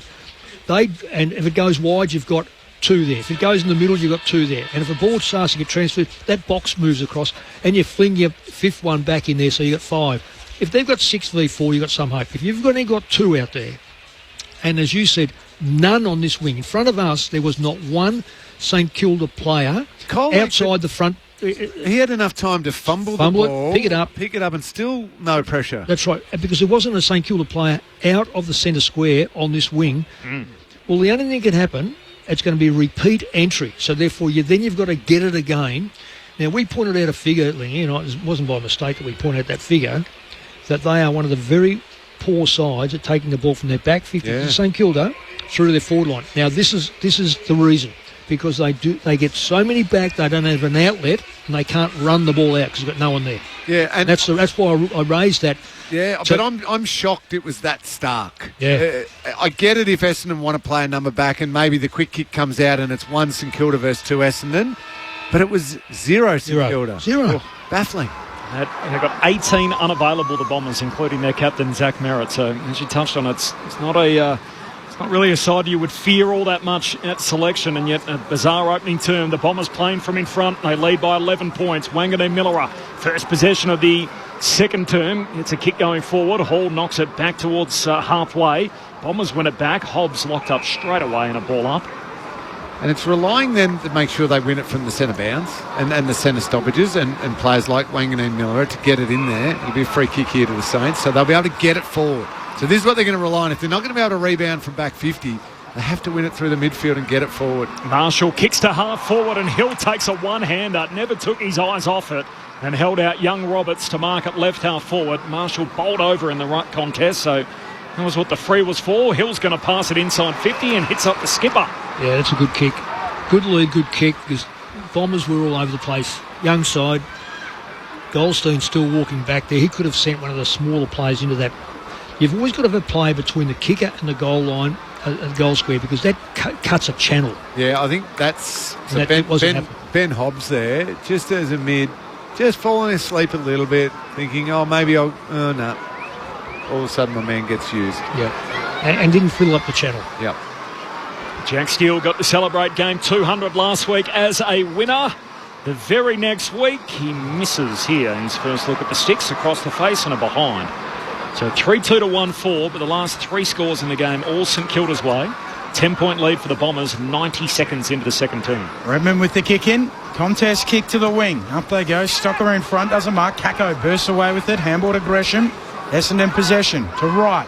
Langford back flank here for the Dons. Langford pokes a left-footed kick. Good. And Hobbs marks. Right beneath us on the dockside wing of the ground. Hobbs just waits a kick. Sammy Durham launching at the footy. Down in front. St Kilda there through Sinclair. Handball to Garcia. Runs into Gresham. Turns it over with the handball. Durham away to Hobbs. Gets it back. Now McGrath off to Roberts. Wants his left. He'll kick inside 50. A good kick. And Menzies on the end of it.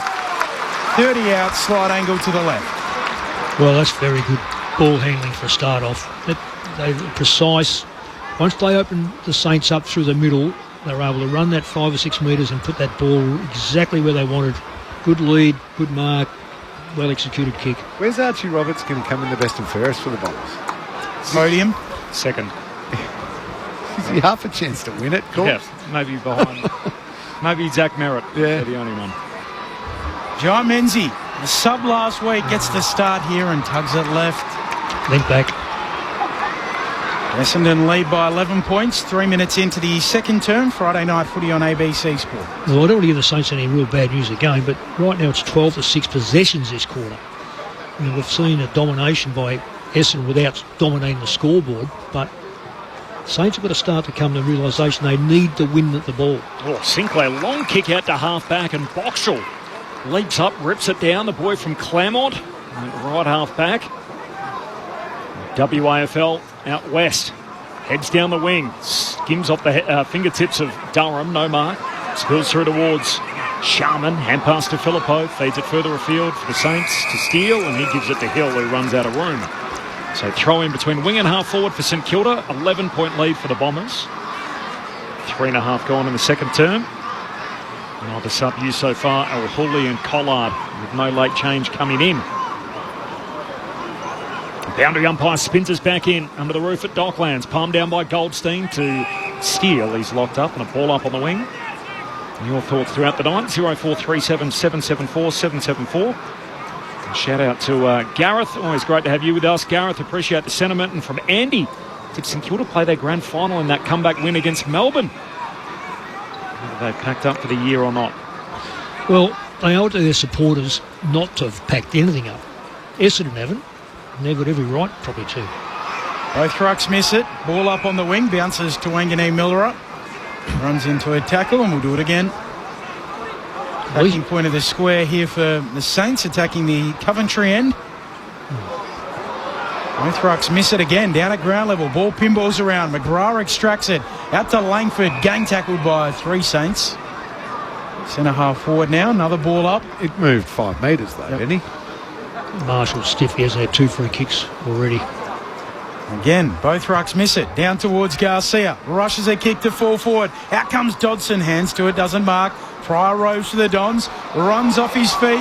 Now he's under the pump. Coughs it up. Steal there for St Kilda. Off to Hall. He'll kick out wide for Sharman. Smart kick. Great vision. And Sharman takes it 25 out slide angle. Oh, great kick. Great kick, Max Hall.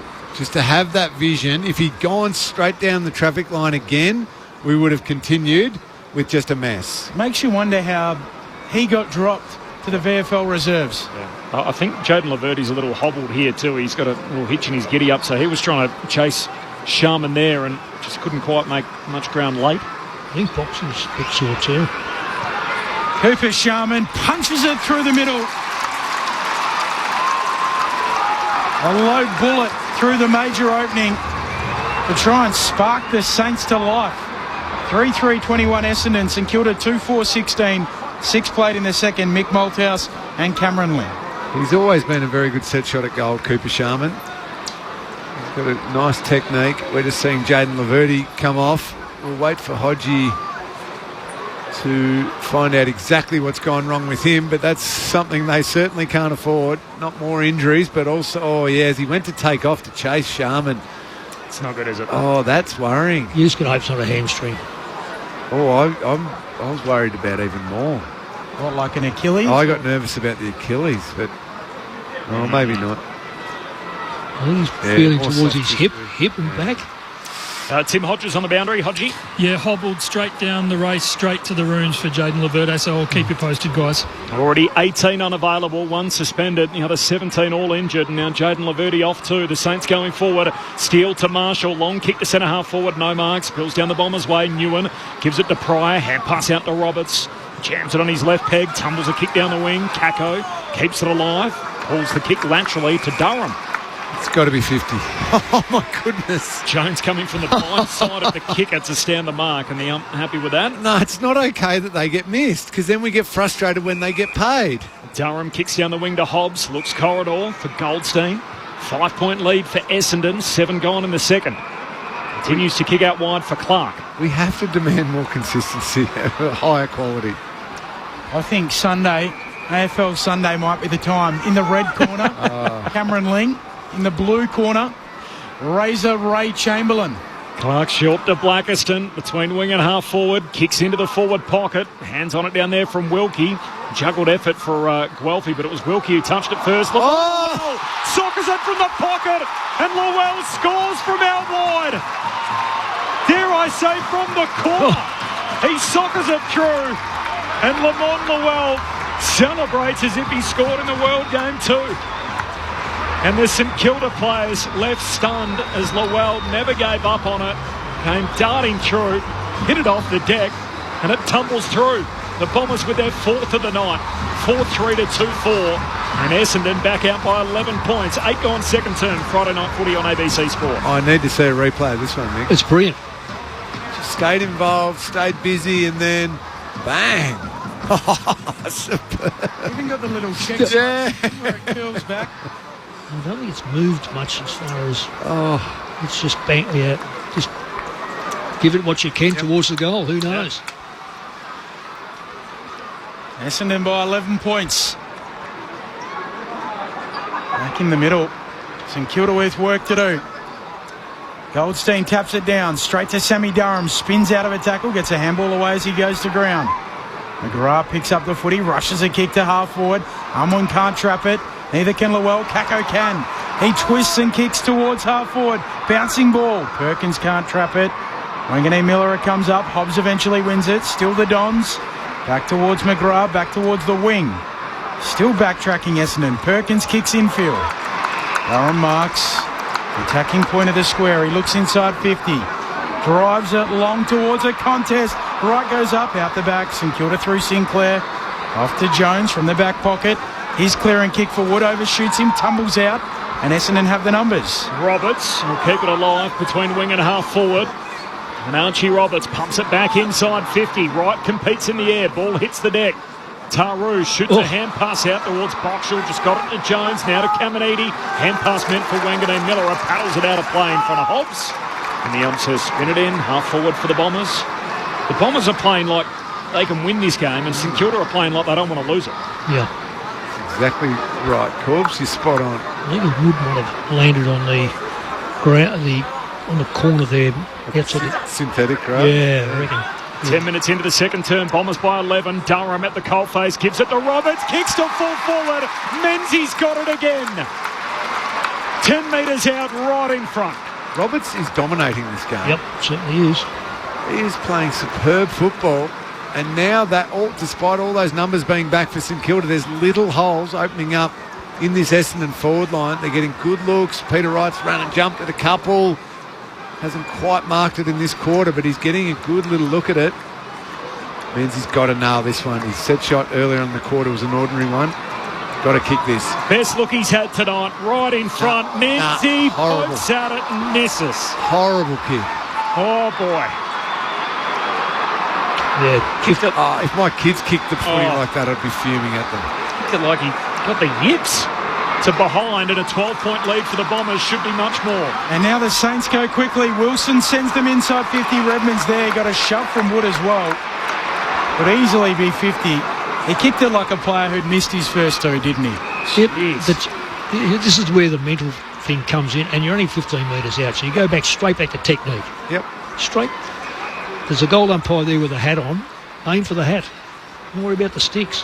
Short kick to Gresham, who looks out wide towards the wing. There's a free kick. It'll go to Perkins. And you don't have to kick at 60 metres, but you don't want to just kick at 15. Kick at 40. Yeah, nice, solid 40. Swing through the ball. Perkins goes inside 50. Up they go. No mark. Down at ground level. Coming through. Menzies again. Knocks it out towards Unwin. Now Guelphy. Tried to burst through. Out to Kako. Quick as a flash. He misses. Snaps on goal. Misses to the left. Essendon by 13. Tim Hodges. Benny, just an update on Jaden Laverty from the club. It's a corked hip. He's finding it really hard to get moving. He's got both doctors down in the rooms trying to get him going. So they're not giving up on him returning to the track. So hopefully they can get that hip going. But in this cold weather, it's going to be a real challenge. It's going to be very sore, but that is good news. I was worried it was something much more severe than that. Certainly the way he pulled up. Yeah. So cause for concern as Sinclair to Wilkie and now to Travalia. Short kicking game and then the long kick from the first-year player up to the wing.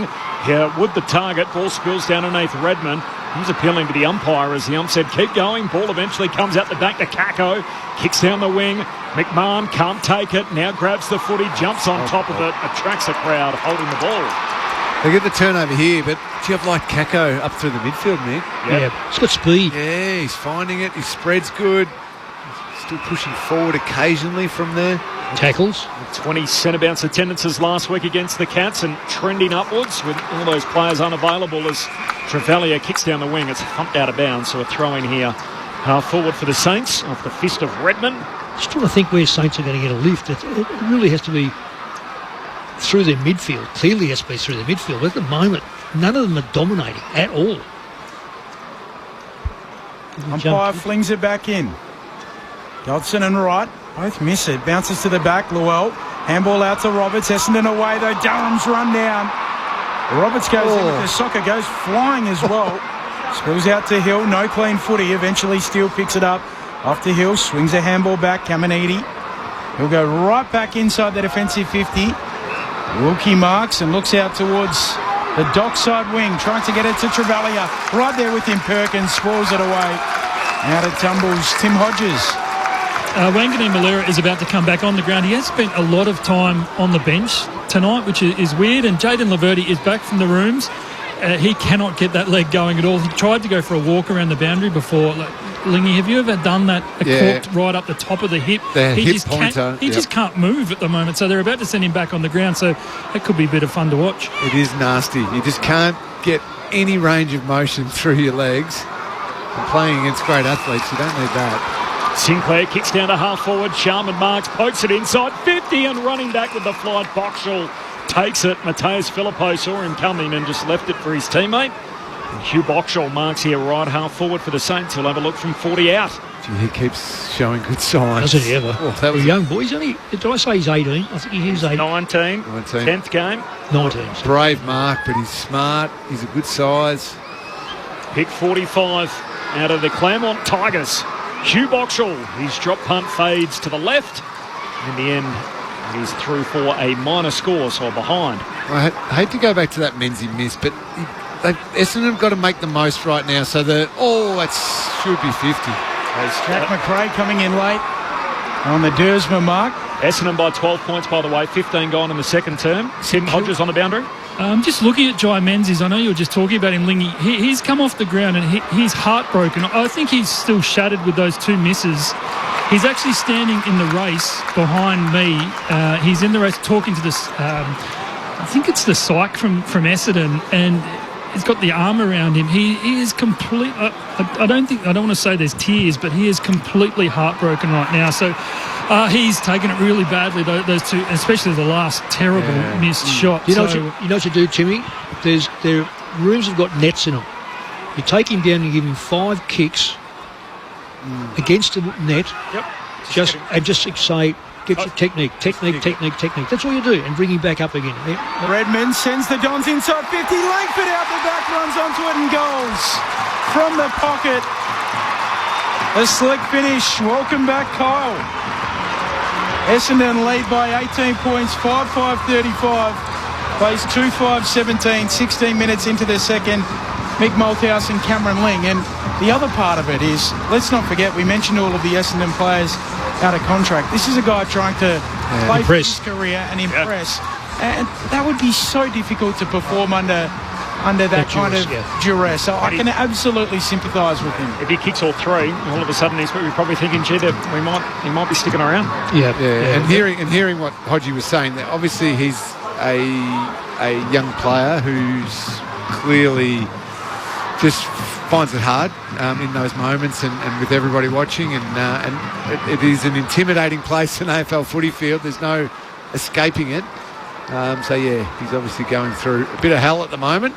3 behinds tonight for Jai Menzies, but Kyle Langford on the board there. So 5 of the last 6 for the Bombers. They lead this game by a game high 18 points.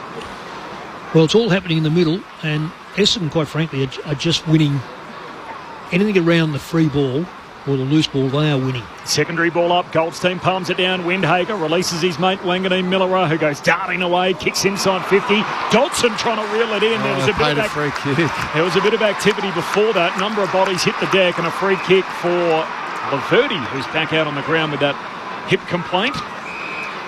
So I think Wanganeen Miller looks like he's just rolled behind the ball for a little bit, so just setting up to run up, half back, try and explode off half back a little bit. I think he has gone half back. Looks like he's picking up Langford, isn't it? Yeah. Short to Clark. He goes long to the wing, intercepted by Wood. St Kilda back the other way, short to half forward for Jones. Jones heads inside 50, low trajectory kick. Dodson picks up the half volley, hands it to Marshall. Hand pass to Hall. He gives it to Toby Travalia. Shoots goalward. Clever from the Saints, trying to keep it alive. Punch back in by Sharman. But the Bombers scoop it up, and Roberts hand pass away towards Duursma. Goes long and wide, and Langford, the goal kicker, with it at right half back. The Bombers by 3 goals. 18 minutes played in the second. Back from that quad injury, turns it over, picked off by Hall, drills it inside 50. Sharman marks, plays on, rams it through. Sharman's got a second, and that is costly from Essendon. It's back to 2 goals, 5-5-35, plays 3-5-23, 18 and a half into the second. The triple premiership coach Mick Malthouse and Geelong legend Cameron Ling. Well, it was a good kick to find him.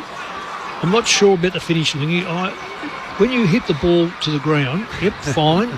If that ball only has to be, we know we're talking about on AFL football, slightly off, that could bounce anyway. Yeah. So just to be clear, he dumped it on his boot and kicked end over end after playing on Sharman. Yeah, from, 20 metres out? Yeah. Tim Hodges on the boundary. Hodgie, I called Jaden Laverty. He was back out there. Well, he went out there, and as I said, he couldn't move, and that was on the bench. And he got out to the goal square and realised he couldn't move. They've brought him off the ground.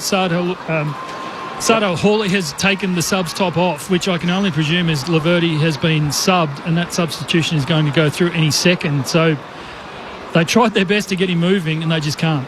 No, it's hard, as he said. Once you get a really good hit pointer and you can't move, you're a liability because you just get found out with speed.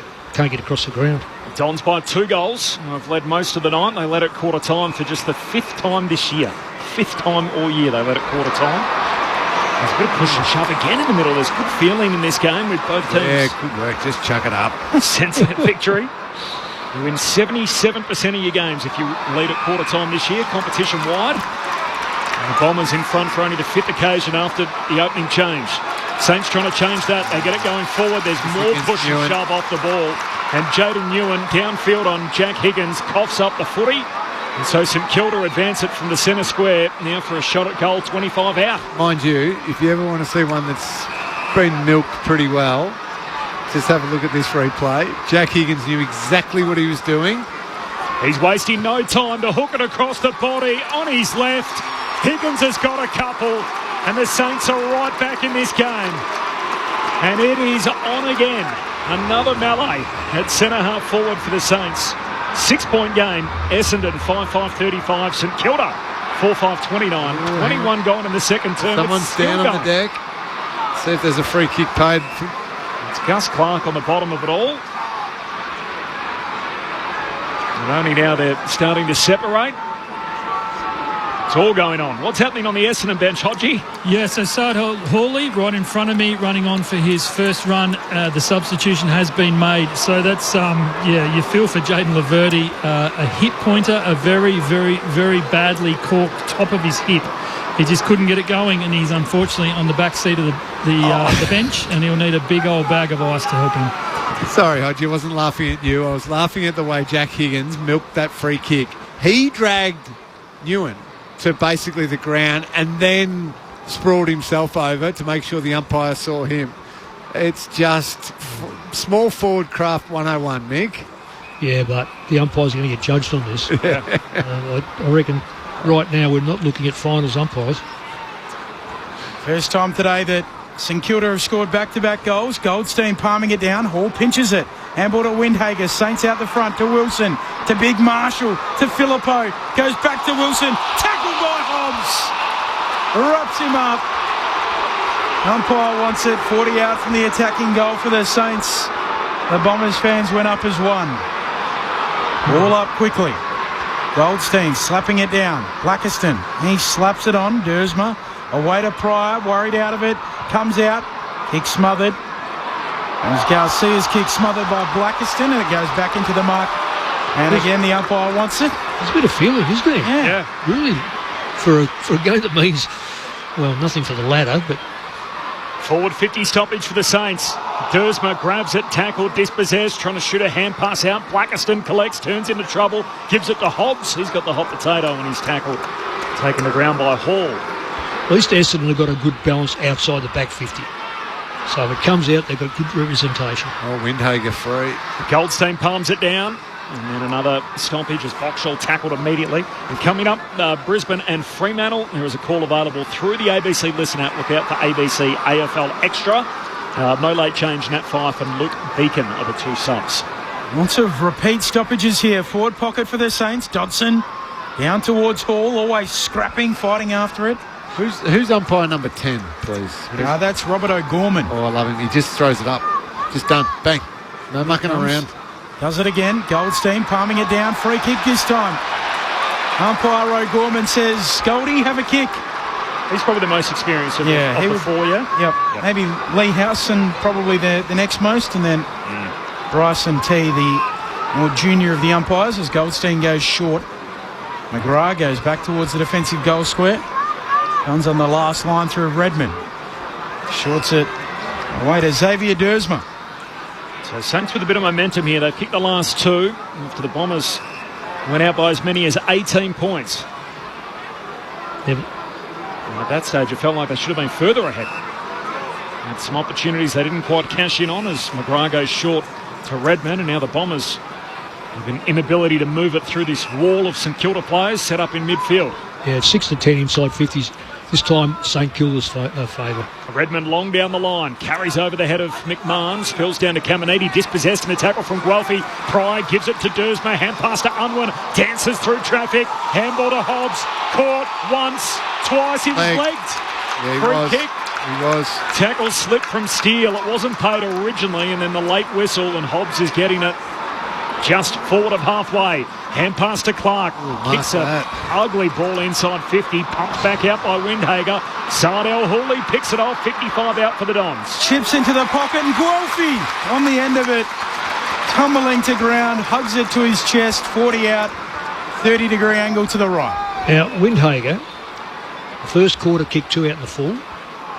This quarter, not a little bit of pressure. Tumble kick, goes out, finds an Essendon player. The ball's now back in Essendon's hands, 35, 40 metres out. Just got to be, you've got to be careful. Make sure you use that football. It's dropped earlier on this year, Matt Guelphy. Around 17 has worked his way back into the side. Crosses the 50, boot the ball from 45 out. Misses the left. Sliding it across the face. Essendon lead by 7 points, 25 and a half minutes into their second term. They've had their moments, the Bombers, in front of the sticks. Left a few out there, but they are in front. Despite being banged up injury-wise as they have been in the second half of the year. Wangadine Miller are on the stroll from the back pocket, long down the line. Boxall the target. Goldstein punches it away, but straight to Steele. Gives it to Windhager by hand, and now on to Jones. Long kick down the wing. Newen and Higgins, and there's a win for Newen. Holds out Higgins and takes the mark, and he's appealing to the umpire, Higgins, for a free. Oh, you've already been gifted one. As Jaden Newen retreats with the kick to Clark, and the Bombers are on the switch. Pryor at fullback. Goes out wide for O'Hooley, who marks it right half-back. Essendon by 7 points, 3 minutes before half-time. 7's been the number of the day. $7 tickets on offer for punters today to come along, watch Friday night footy, and both teams sort of felt like they were in with a show of a win. And the kick down the line finds Langford. Long to high half forward. Caminiti looking to swat it away. Didn't quite make contact. Spills Essendon's way. McMahon, a hand pass to Lowell. Ugly hand pass. Almost turns it over. Filippo grabs it. Hooley's got him. Ball up on the wing. 7-point lead for Essendon. 27 gone in the second. It just breaks down with the skill error, doesn't it? Yep, that's it. Had the flow of some play. Could have got it forward into a dangerous part. Skill error. It's a ball up. Reset. Marshall wins the tap. McRae with no room to work. Another ball up on the wing. Umpire puts it towards the roof. Goldstein hooking it down. Into the mark. Steele gets it out to Hill. He'll wait a kick cleverly around the corner for Windhager. Right on the halfway line here, the Saints. Wide out on the City wing. Windhager looks long towards Cooper Sharman. Has a run and jump. Over his head, out the back. Dersma there for the Dons. Back pocket, kicks corridor, kick to Unwin, under pressure does well. Gathers on the bounce, he's away the young man. Darting through the corridor, ugly kick, slides and just dribbles into the forward half. Saints up to meet it, and then tackled immediately. Caminiti held up by Wright. He's got a beautiful little jab step, doesn't he, Reece Unwin? We've seen it a couple of times tonight. Almost like something out of the rugby league, a little goose step. David Campese. Yes. Jumps back onto the other foot. Seen it a couple of times tonight. Wasn't able to quite finish there. Heading inside 50. From the stoppage, Saints win that. Windhager, hand pass away to Steele. Dishes off a handball to Hill. Back to Steele. Hand pass out wide for Hill. Closed down by Gresham. Retreats back by hand. Here's Wangani Millera. Kicks up over halfway. Onto the chest of Marshall. The two, of course, that authored that huge come from behind victory against Melbourne. Long kick to full forward. In front, he's got it again. Mason Wood. He'll shoot from 15 out straight in front. And again, he's a threat going forward. He's wasting no time. Puts the misses of last week behind him and hooks it through for a goal. And we got a 1-point game on the stroke of half-time. Essendon 5-6-36. St Kilda moved to 5-5-35. The Bombers by just one. Half-hour mark, second term. Friday night footy on ABC Sport. Laverde, you lose him. Yeah. You lose experience, height, weight, knowledge, and the Bombers just can't afford to lose another key player. And that there was, Wood's a good player, but put someone on him who can body him. Yeah. He doesn't mark that. No, you're exactly right. And it was Wangani Millera, just a nice pass into Marshall. Marshall wheeled and go. And they know that now. Deep, if we can get a one-on-one, there's no Laverde there to help out, as you're saying, Mick. And Wood and some of those St Kilda forwards become a real threat in the air. And unfortunately for Essendon, again, it comes about from, going back a minute or so, the skill errors that just keep providing St Kilda with the opportunities to score. In the middle of the ground too. Yeah. Bounce back in the middle, laying it down. Marshall, McRae follows up at ground level, extracts it out to Sinclair, to Windhager. Now the Saints go forward, kicks inside 50 towards a contest. Pryor drops it, Sharman swoops in, can't get it on the boot. Pryor, a great redeeming tackle. Sardell Hooley on the last line, cleans it up for the Dons, off the Pryor, chisels the kick away to Durham. And that is well worked out by the Dons in the end. They're giving a contract to Jackson Pryor, Mick and Lingy? Oh, absolutely. Yeah, give him 1 year. Played every game. Well, who else they got? Roberts in the back pocket, goes long down the line and off hands it spills out of bounds. Maybe 2. Yeah, I think he deserves maybe even 2. You can't go getting carried away with this year the number of games certain players have played and giving them 3-year deals and things like that. He's not going to go anywhere. Have another look at them next year with hopefully a more healthy list. From the boundary throwing, Goldstein grabs it out of the ruck, gives it away to Hobbs, hand pass to McGrath, he's off and running, looks at Marshall and says he'll take him on, so kicks it up over the wing, looking for Langford, and it's swatted down, and that'll do us. It is half-time after the Bombers led by a game-high 18 points. St Kilda have kicked the next 3 goals, and as a result, the margin is just 1 at the half. Essendon, 5-6-36, St Kilda, 5-5-35. Just the 6th time this year that the Bombers have led at half-time, and if you're into your omens, it's good news from an Essendon perspective. In the last 5 times they have led at half-time, they have won on every occasion. Hodgie, the Bombers, they had to make their sub in that first half. Yeah, I'm just watching Jaden Laverde. You can see him, guys, just trying to walk out to his team to walk off at half-time.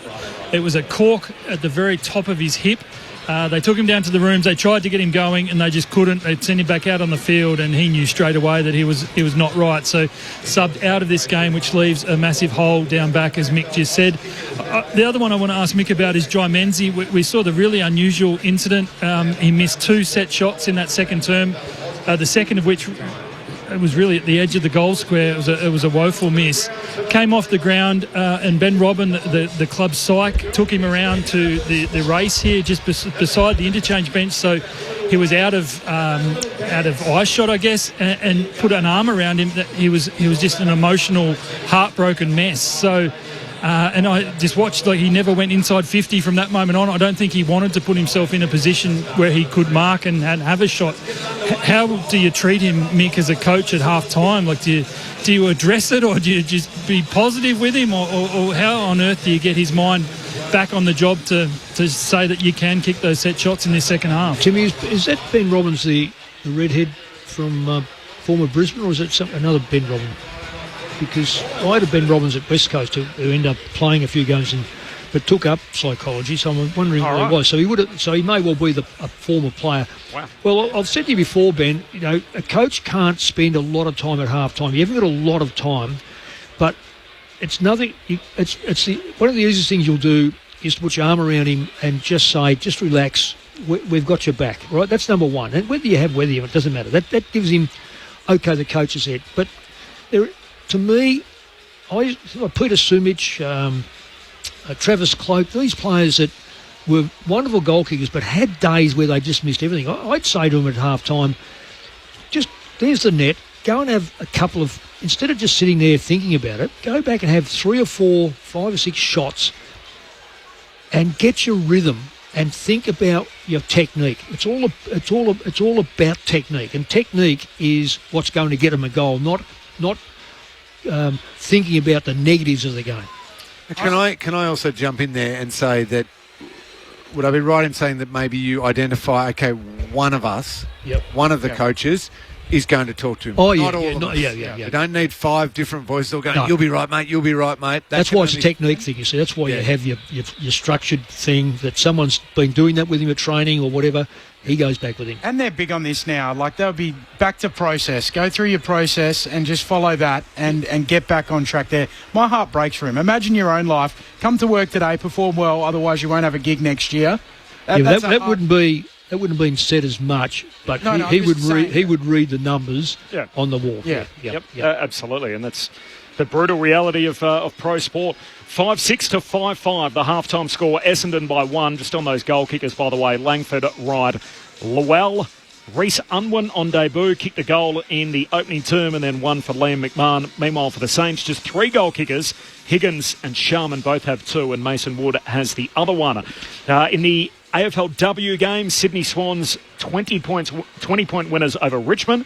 So that's the Friday night game, standalone fixture in the AFLW tonight for round 1.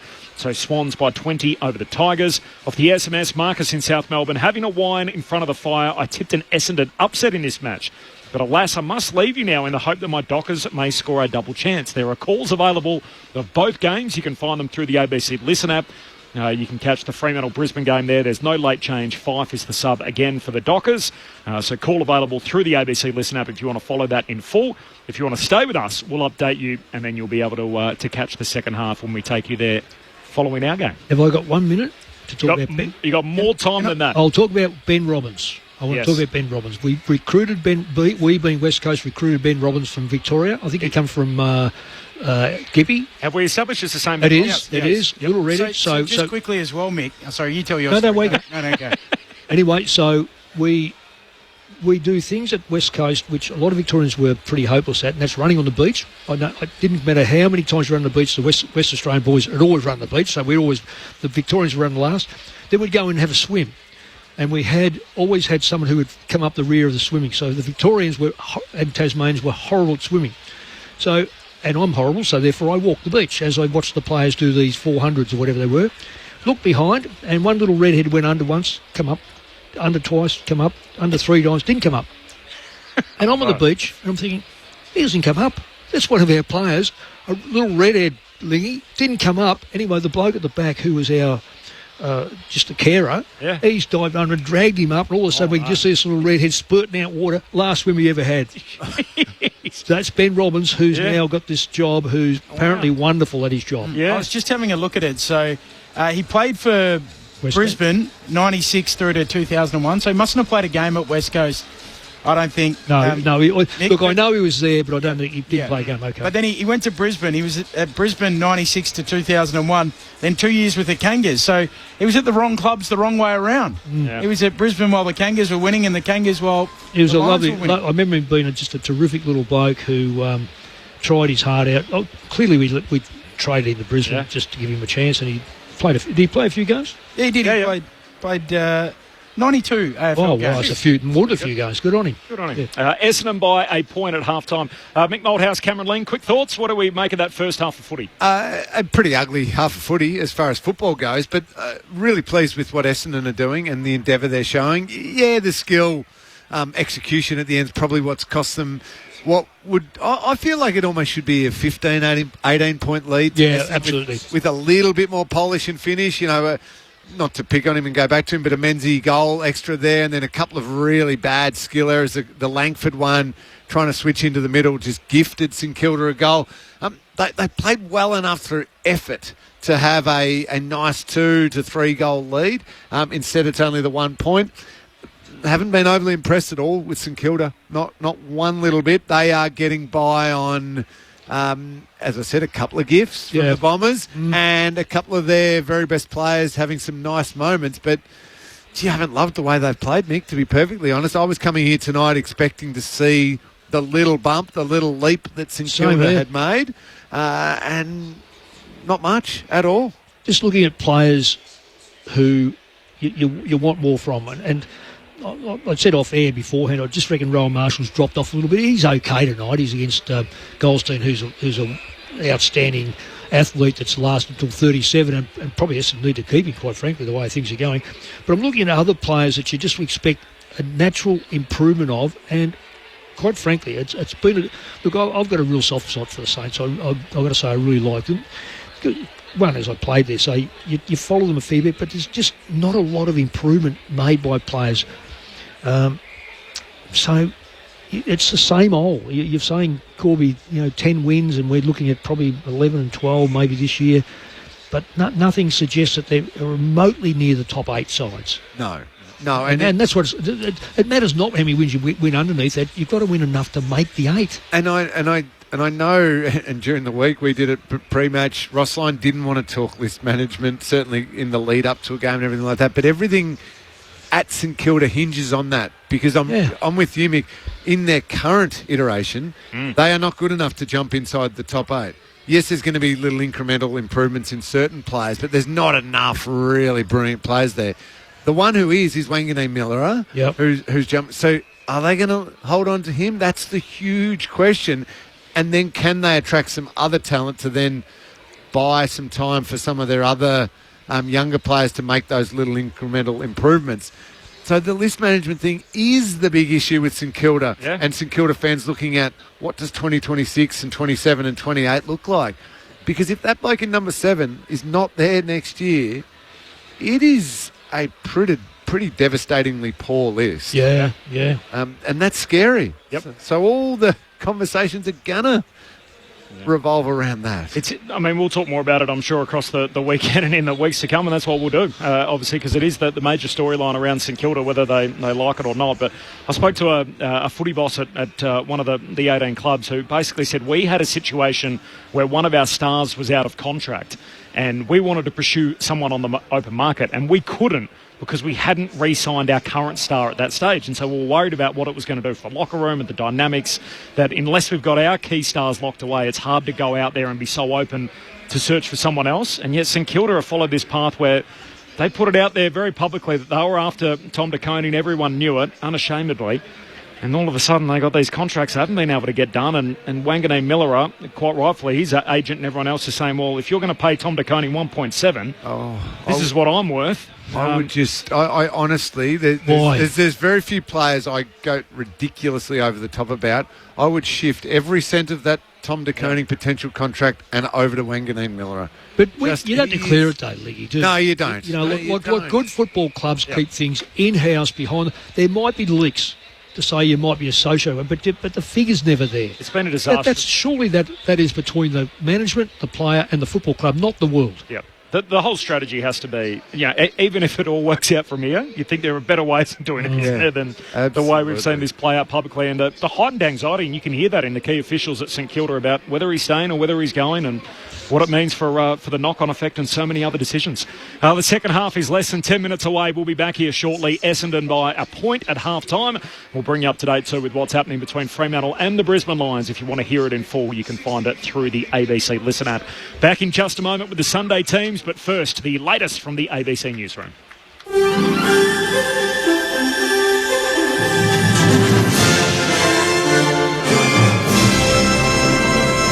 Sarah Hall with ABC News. States and territories have agreed that if a person is banned from holding a working with children check in one jurisdiction, they soon won't be able to apply for it anywhere else. The ABC's senior political correspondent, Brett Worthington, has more. The meeting happened in Sydney, where they've all come through to overhaul the ways in which states and the federal government interact around working with children checks, particularly to do with the childcare sector and ways in which staff are able to move across to different state borders, depending on whether or not they get a negative finding in one state. So the changes that are going to come in today go some way to make sure that there are ways in which staff who have these checks can be monitored at a federal and then state levels to prevent people exploiting loopholes. The Education Department has issued warnings to 30 childcare centres, telling them to improve their safety standards or risk having their funding cut. It's the first time the new compliance notices have been used since legislation passed Parliament last month. The centres are now required to inform parents they have not met safety standards such as hygiene and supervision, and then have 6 months to improve measures. National Children's Commissioner Anne Hollins is welcoming the move. I think we've got to draw a line in the sand, and we've got to actually call them out on doing the right thing, and the transparency to parents is absolutely critical. World War II veterans have gathered in Perth to commemorate Japan's unconditional surrender, which ended the war 80 years ago to the day. More than 60,000 West Australians served in the war, while 40,000 Australians died in the conflict. Frederick Marshall was an Air Force warrant officer during the war, stationed in England, and can remember the day it ended. Somebody on the parade ground yelled out, "The war's over and the mess is open." So we went down and had a little celebration. Russia's foreign minister has dodged questions on US President Donald Trump's belief that there's a 25% chance today's summit with Vladimir Putin will fail. The American and Russian leaders will hold talks in Alaska, focused on Mr. Trump's push to seal a ceasefire deal on Ukraine. Russian Foreign Minister Sergei Lavrov has been asked whether he believes the talks will be successful. We never make any plans in advance. We know that we have arguments, a clear understandable position. We will state it. Much has already been done during the visits of the US President's Special Envoy Steve Witkoff. I hope that we will continue this useful conversation. The latest UN data shows nearly 13,000 Palestinian children in Gaza were hospitalised in July due to severe malnutrition. More from Sarah Amir. The report from the UN Office for the Coordination of Humanitarian Affairs shows that some 2,800 children among them are suffering from severe acute malnutrition. The UN's World Food Programme also says starvation is now at its highest level since Israel's war on Gaza began. Health authorities in Gaza estimate over 230 Palestinians have now starved to death as a result of Israel's blockade, including over 100 children. Israel denies it restricts aid for Gaza and instead accuses Hamas. Delegates in the Swiss city of Geneva have again failed to agree on talks for the world's first legally binding treaty to tackle plastic pollution. The two drafts of texts were presented to representatives from 184 different countries, but they did not agree to use either one as the basis for their negotiations. The most divisive issues include capping plastic production, managing plastic products and chemicals of concern, and financing. Norway's Climate and Environment Minister Andreas Eriksson says he's disappointed. We now have to explore our options going forward, but make no mistake, Norway remains steadfast in our commitment to end plastic pollution and to put in place a powerful treaty to this means as soon as possible. This is ABC News. Sean McAuliffe here, back to torment our brightest and best about the treasures they'd save from disaster. Get into trouble for that. Brand new Sean McAuliffe's Eve of Destruction. Fascinating, isn't it? Wednesday nights on ABC TV and ABC iView.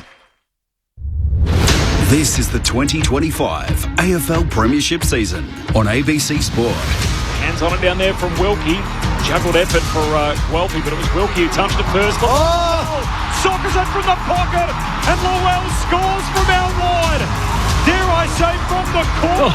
Redmond sends the Dons inside 50. Langford out the back, runs onto it and goals. A slick finish. Welcome back, Kyle. Back from that quad injury, turns it over, picked up by Hall, drills it inside 50. Sharman marks, plays on, rams it through. And that is costly from Essendon. More push and shove off the ball. And Jaden Ewan downfield on Jack Higgins coughs up the footy. So St Kilda advance it from the centre square. Now for a shot at goal 25 out. The hook it across the body on his left. Higgins has got a couple. And the Saints are right back in this game. Long kick the full forward. In front, he's got it again. Mason Wood, he's wasting no time, puts the misses of last week behind him and hooks it through for a goal. And we got a 1-point game on the stroke of half-time. This is ABC Sports coverage of the AFL. On your radio. ABC Sport Digital. And on the ABC Listen app. And that's how it sits at the half. Essendon by a point, 5-6 over St Kilda 5-5. The Bombers did lead this game by as many as 18 points. Meanwhile, in the AFL universe tonight, AFLW round 1, the Sydney Swans beat Richmond by 20 points. That was at North Sydney Oval earlier tonight, and there's a game going on currently out west. And the reigning premiers, the Brisbane Lions, have kicked the first 2 goals. So 2-1-13, they lead Fremantle 1 behind. That is about 7 minutes into the opening term. Nat Fyfe again the sub for the Dockers. There's no late change in Perth. Corbin Middlemass alongside Ben Cameron, Tim Hodges on the boundary, the coaching icon Mick Malthouse and the 3-time Geelong Premiership player and Premiership captain Cameron Ling. Your thoughts throughout the night on 0437 774 774. Now, Cal Wilkie, who of course has been in the spotlight this week after those reports by Michelangelo Rucci about being a little disgruntled and could perhaps seek a home elsewhere in 2026. He spoke to Channel 7 pre-game, and here's a little of what Cal Wilkie had to say. Yeah, it's most media attention I reckon I've ever got, so it's pretty funny sitting back, watching, getting all the messages, but it was funny watching it all get blown over and or blow up, I guess, but I love the St Kilda Footy Club. I love playing, I love being the vice captain, love being a leader of this footy club. Speak to Ross all the time, and I think I'm just like any other St Kilda person that just wants to get the signatures of particularly Naz and Windy, who are 2 key players for us and 2 key people in building this culture and really getting us going to that next premiership tilt. As you'd expect. That sounds like a bit of the reporting was true. Like he essentially... Double way. There's 2 ways there, because he said, we want to get the 2 signatures. So is he saying I want the 2 signatures before I commit? But part of the report was he called Ross Lyon concerned about whether these signatures whether they were going to get the signatures of those players, which he soft confirmed there, didn't he? So where there's smoke, there's fire. At least part of what Michelangelo Rucci, the shepherd, was reporting. There you go. And as Mick Malthouse sensationally told us earlier that he thought he was the only one getting those postcards, and turns out Ross is getting them too, man. Yeah, well, I haven't had any since I've stopped coaching, mind you. But I might have had 1 or 2 after, because he's a great bloke, Rich. I really like Rich. And where he comes from, for those that don't know, he's got a little holiday house, family house that's about 300 and 400 years old in a very small village in the mountains of Italy. Wow. Yeah. That's cool. I've known Rich for a long time. I never got any there postcards. You go. You weren't on the postcard list. Get a coaching job. Essendon by a point as the second half is upon us. Friday night footy on ABC Sport. The Bombers trying to stop a 10-game losing skid, and the Saints looking to make it 4 in a row. Third quarter action, Ben Cameron on ABC Sport. Goldstein slapping it down. Wanganeen Millerop picks it up, bursts out of the middle, kicks the Saints inside 50. Newen and Higgins go flying. Out the back, Redman in the back pocket. Just got a little shove as he kicked out of bounds on the full. And the Saints to get it back through Mason Wood. 80 out from goal. Higgins is very sore after that collision. Heavy landing for Higgins as Wood shorts his kick, leading up Max Hall on the end of it, or Windhager rather. Arcs around, kicks towards full forward, looking for a marker. Marshall! Up he goes and brings it down. 20 out directly in front, the big St Kilda ruckman. He does it so well, and Goldstein got caught 1 player too deep, just couldn't make up that ground. So either an Essendon player or a St Kilda player jumped in front of him, so it kept him at bay. With Laverde going for the game, that's just what they've got to keep doing. Just keep peppering that dangerous part of the forward line. They led after kicking the first goal of the game. Essendon have led since. And now the Saints, they lead again. Behind the Rowan Marshall goal. And they're out by 5 points. 6-5-41, plays 5-6-36. 1 minute into the third term, Mick Malthouse and Cameron Ling. Doctor's just quickly out there with Jack Higgins after the way he landed, but looks like he's been given the all clear. He's going to stay out on the ground. Yeah, as I said, with Laverty down, St Kilda are going to have that advantage with the high ball, and it was smart by Windhager. Just a simple kick, dangerous part of the ground. Marshall did exactly what he needed to do, which was come at the ball and fly at its highest point. And you're right about Goldstein. He just got caught behind one of the other St Kilda forwards. Might have been the debutant who got in his way beautifully. Well done. Just couldn't make up that ground, could he? He would have got there. In fact, he was probably too deep. Saints back on top, 5-point margin. Marshall there in the middle of the ground, couldn't quite trap it. Durham, tunnel ball out the back towards Goldstein to Kako, hand pass to Roberts, peeling off the back flank, gets it inside the centre square, kicks it long for Perkins, and his namesake marks it left half forward, so Archie Perkins has it just inside 50. He'll kick from about 45 out. Yeah, did Liam Stocker's complaining? Did he slip or was he thrown to ground, Nick? Could you? I've got a feeling he may have been manhandled, but the St Kilda defence, there was no support whatsoever. The St Kilda player didn't even. He just thought his teammate would get there. I don't know whether there's a lot in it, is there? Just a bit of a push bump. Perkins has been quiet to get himself involved. It's a superb kick, and it swings the lead again, which changes on the first 2 goals of the second half. The Bombers by a point. 3 minutes played, third term, 6-6 to 6-5. Friday night footy on ABC Sport. Cameron Ling, Mick Malthouse. Let's hope it continues at this rate. Getting some goals, getting some good attacking play, and I don't want to break your heart, Ling, but remember the first 2 minutes of the first quarter? There were 2 goals on the board in 2 minutes. So you're betting against it, Nick? Yeah. Well, I'm not 100% sure that we're going to see the same. I think that's fair. I don't think we're going to get 60. No, that's fair, Ben. I've seen the behind the goals here with the Stocker vision. There wasn't much in that. Stocker just went to ground too easy. There was some contact, but no more than what you'd normally get. Roberts again involved. Jeez, been good. Crooked bounce in the middle. Gives us time for an update in Perth, Ben. So halfway through the opening quarter, Brisbane, the first 3 goals. So 3-1 to 3 behinds. And that makes it 16 points the Lions' way. Umpire tosses it aloft. Steele scraps after the footy, tackled by Kako.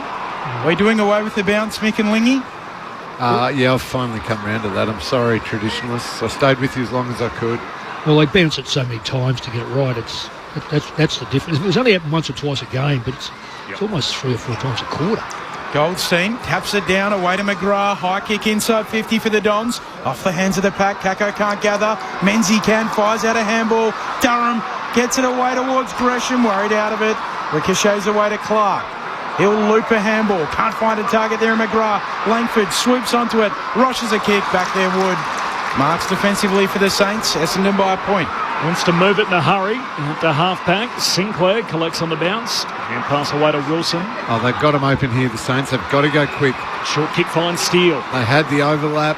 Still running forward. Boxall takes the mark, but it's a sprawling one against the deck. Goldstein stands the mark, and that'll hold up St Kilda's forward thrust. All took too long, didn't it, Corbs? They had the overlap. They had players streaming forward inside 50. Boxall short back inboard, and Roberts trying to spoil over the top, took Sinclair down. Keep liking Roberts more and more. Sinclair just gabs it short to Bradley Hill. Does a lot right, doesn't he? Yeah. Even that was just enough to say to the umpire, nah, it was all an accident, but he won't be able to kick it in a hurry. Played all games this year, all 21. Archie Roberts, one of 4 to do so at Bomberland. Short kick from Sinclair finds Steele. The 2 Jacks link up, kicks inside 50. Redmond kills it, punches it out of bounds. Forward pocket for the Saints. I reckon every now and again, a kick like that should probably, instead of going to that side where everyone's going to lean to, is pull the ball. You've got enough distance in your boot to pull the ball this side where players are put out. They have to then change direction. Yes. Thrown forward pocket here for the Saints. Dodson bringing it down to the front. Quickly tackled though Boxall. And if you do that sort of kick, you might have a Mason Wood from this wing. Yep. Just coming across, gliding, taking the mark. Yeah. Goldstein taps it down. Newen fumbles it. Close to the boundary line. McGrath there for Essendon. Off to Clark. Kicks across the goal mouth. Good kick. Redmond hard up against the boundary line, accepts it. Still back pocket. He waits a kick neatly there for Pryor. That's two very good kicks. They're outside their back 50 now through really precision kicks. Mason Wood just tumbled over with no one around him as Pryor goes back inside the defensive arc. Away to Redmond, back to Clark. Short for Roberts again. Usually good things happen when this man touches it. He's at centre-half back here. Just gives a 1 metre handball.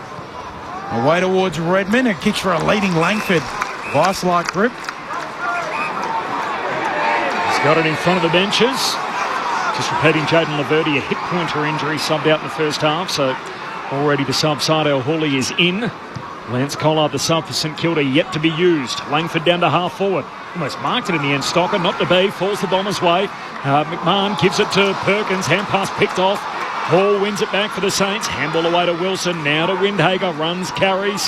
Hand pass to Wangadee Miller, trying to turn Pryor inside out. Does so. Just darts around him. Nasiah Wangadee Miller. What delivery to Marshall. 2,200. We knew he was good. He might be better than we thought. Nasiah Wangadee Miller. That was brilliant. I just put a couple of thousand on that. Sorry, Corby. Amazing. Well, that was just put their foot on the accelerator, burn away, but not only burn away, look up and find a 55-metre target. Correct. He turned nothing then into something superb. And Marshall to Wangadee Miller, part of Saints folklore. It's now Wangadee Miller to Marshall as he hooks the goal but misses. And it ties the game. 6:42 apiece. 8 minutes travelled. Third term game on the line. Scores level here at Docklands. Friday night footy on ABC Sport. I feel like I'm being harsh comparing him to Wanganeen Miller, but when Perkins had the ball here at half forward, he went backwards, panicked, handball, and turned the ball over. He had the chance to be able to take it forward and like really cut through and do some dynamic movement and get a deep quality inside 50. That one moment was worth $7, the price of admission. Is 7 before? Have they done this before? $7? No. Why? Is it a real panic? Was it a panic? I think so. I think it's them admitting they put Essendon on Friday nights too much. Throwing on the wing. Marshall takes it out of the ruck, rushes a kick. Sharman scoops it up. Handball back to the corridor. Guelphy overruns it. Allows in Sinclair. There's a free kick. It'll come back. It'll push on Guelphy.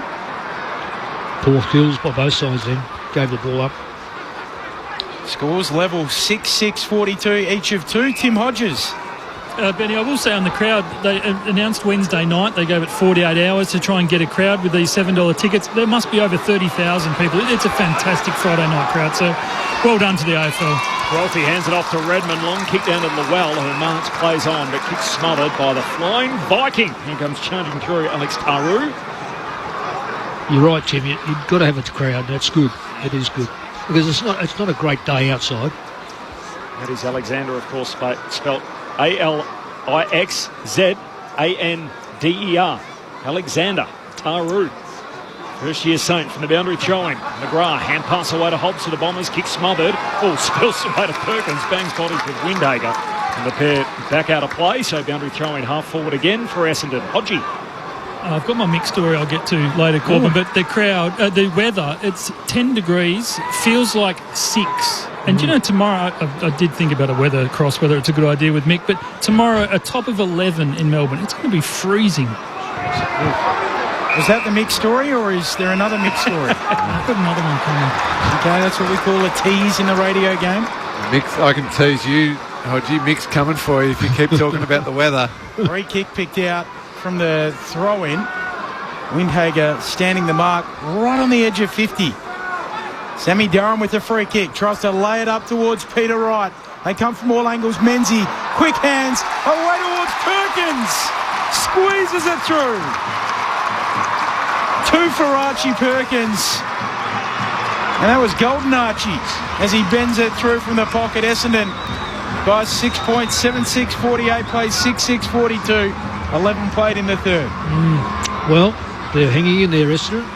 If those stats are correct, where they're in front, they win games from that margin. I just thought that the Saints were making a move in that second quarter, and that was probably justifiable given the numbers, but... You know what one of the most alarming stats this quarter is, Nick, so far? Contested footy? Contested possession. Essendon 13 to 3. Kilda 3. Yep. Overall, the contested possessions are relatively even when you look at each quarter, but this one has been dominated. The quarter has been going 11 minutes and 30 seconds. 3 contested balls. 3 contested balls. Yeah, it tells you whether you've got hunger or not there, Lingy. Perkins has kicked the last 2 in the game for the Bombers. Out of the middle, Goldstein down to Kako, hands it to McGrath, the acting captain inside 50, and Stocker leaves his man to intercept. Hands it at fullback for the Sainters. The Bombers bang up for this, lead by 6. And pass to Travalia. Oh, bit of hang time on the kick, but got it to Garcia, who marks at half-back. I love the little look of Kako in the midfield. I think you just before, Lingy, when you say that, because that wouldn't have happened had they had their full list. This is what happens. You just open up possibilities. Garcia, though, give and go with Hill. Got it back, and then long kick down to half-forward. Goldstein reaching over the pack, spills it on the way down. Roberts caught McRae high. Free kick for the Saints. See, that kick was just a hope kick, really, from St Kilda. It just banged in. It was Garcia, I think, kicked the ball. McRae short, further inside 50, and Max Hall takes the mark. Oh, get the little wheel out, the measuring wheel. Click, click. Measure that one. 7. I got 7 clicks. Yep. And you are being generous, Benny. He's kicked that right on the 50, and it's made it to 40. About 44 metres out. Yeah. Slight angle, Pythagoras theorem gets it up to 7 clicks. The cattle and sheep farmer, Max Hall, on his way in, drop punt, needs to bring it back, hits the post. Behind.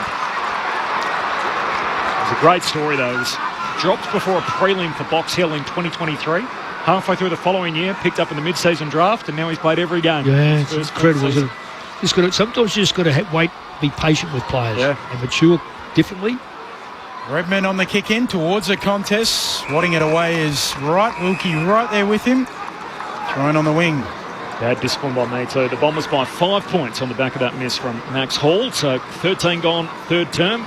Bombers by 5. Meanwhile in Perth, just repeating Brisbane, the first 3 goals. Nothing further. So a 17-point lead for the Lions, 90 seconds before quarter time. Durham reads it off the palm of the rucks. Now he turns tackle. A big tackle coming on Windhager and got him high. Free kick. Sometimes Durham, it's like something goes off inside of him. He just explodes into tackles or contact. Windhager on the logo. Kicks the Saints inside 50. They fly from all angles. Ball hits the deck. Wood gathers it. Spins, extracts it, flicks out a handball. There's a whistle. Free kick to Essendon. And Powerhouse Hobbs in the back pocket. He loops it to right, just gets it to him. Marks on the back flank. There's a real... I know we said get the ball in there, Lingy, to see if they can outmark Essendon, but they're going to the same position almost every time, and it's a blind kick. And Essendon, one man up, spoil it, and then they're running the ball out. There's just no rhythm or...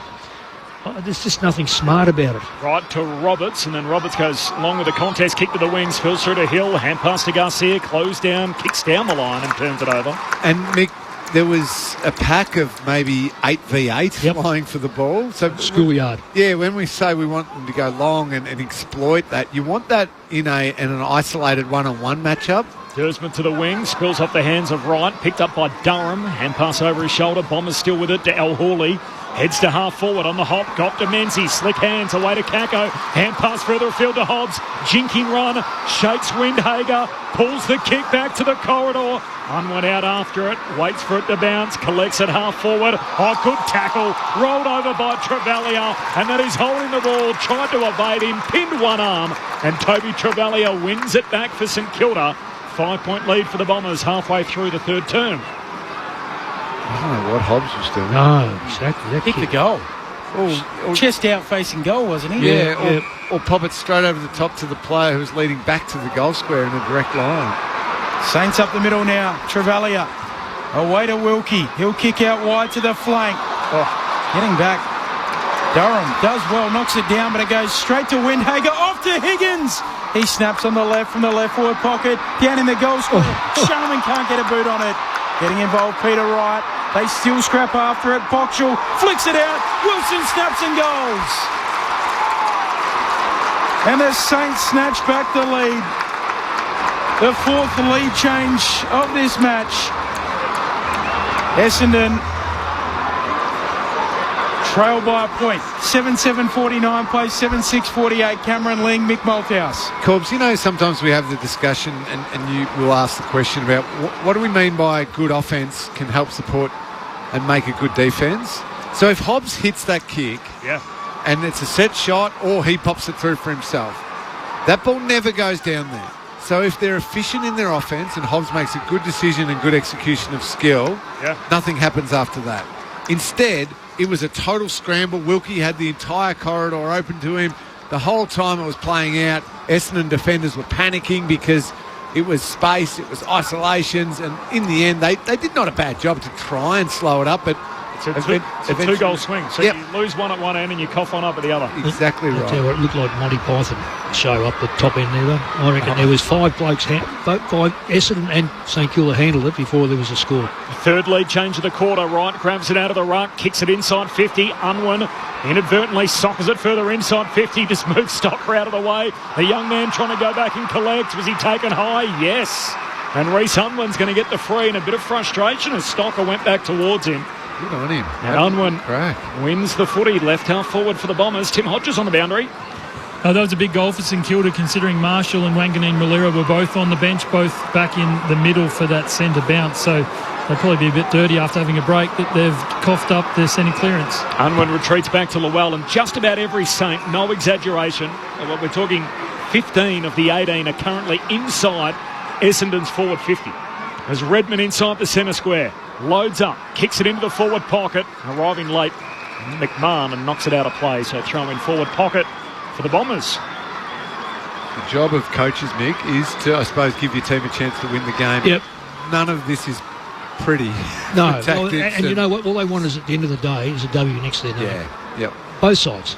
Forward 50 stoppage for the Dons. Over the head of the rucks, McRae flicks out a handball. In goes Steele. Garcia tackled by Menzie. Taken to ground. 20 out from the Dons goal. Saints by a point. Mick Malthouse, Cameron Ling, Corbin Middlemash, Ben Cameron. Tim Hodges on the boundary. Slapping it down right. No room for the Dons to get moving there. Menzie up from the bottom of the pack. Quarter time in Perth, Brisbane by 15 points. The Dockers goalless, 3-2 to 5 behind. Right, hooking it down. Langford bursting onto it, tackled quickly. Gets it out. McGrath will snap on goal, and it's offline. Closer than I thought. That right-hand goalpost. Scores level again. 7-7 apiece. 19 minutes and change into the third. 4 lead changes for the night, 3 of them in this quarter. Wanganeen Miller straight up the spine to Travalia. Receives a handball back and wants to take on Llewell. Off the back flank, Naz kicks out wide for St Kilda, trying to mark just inside the boundary line. Sharman's getting the free. Blackiston chopped the arm, said the umpire. Cooper Sharman comes laterally. Back to Travalia. First game since round 16. He goes short and across the ground to Stocker. 49-49. 20 minutes gone, third term. Lance Collard still to come into the game. The St Kilda sub. The Bombers had to pull the trigger in the first half with Laverty out with a hip pointer. Short to Steele and long kick out to the boundary line. Finds McRae. Red time here. These time on minutes in the third term. Break the game open. Jack McRae. Long raking left-footed kick inside 50. Flying early. Blackiston, no mark. Spills down to Dursma. Gives it to McGrath. Trying to take on Garcia. He's held up. And a ball up deep forward for the Saints. Now Essendon have fallen for their outside their back 50.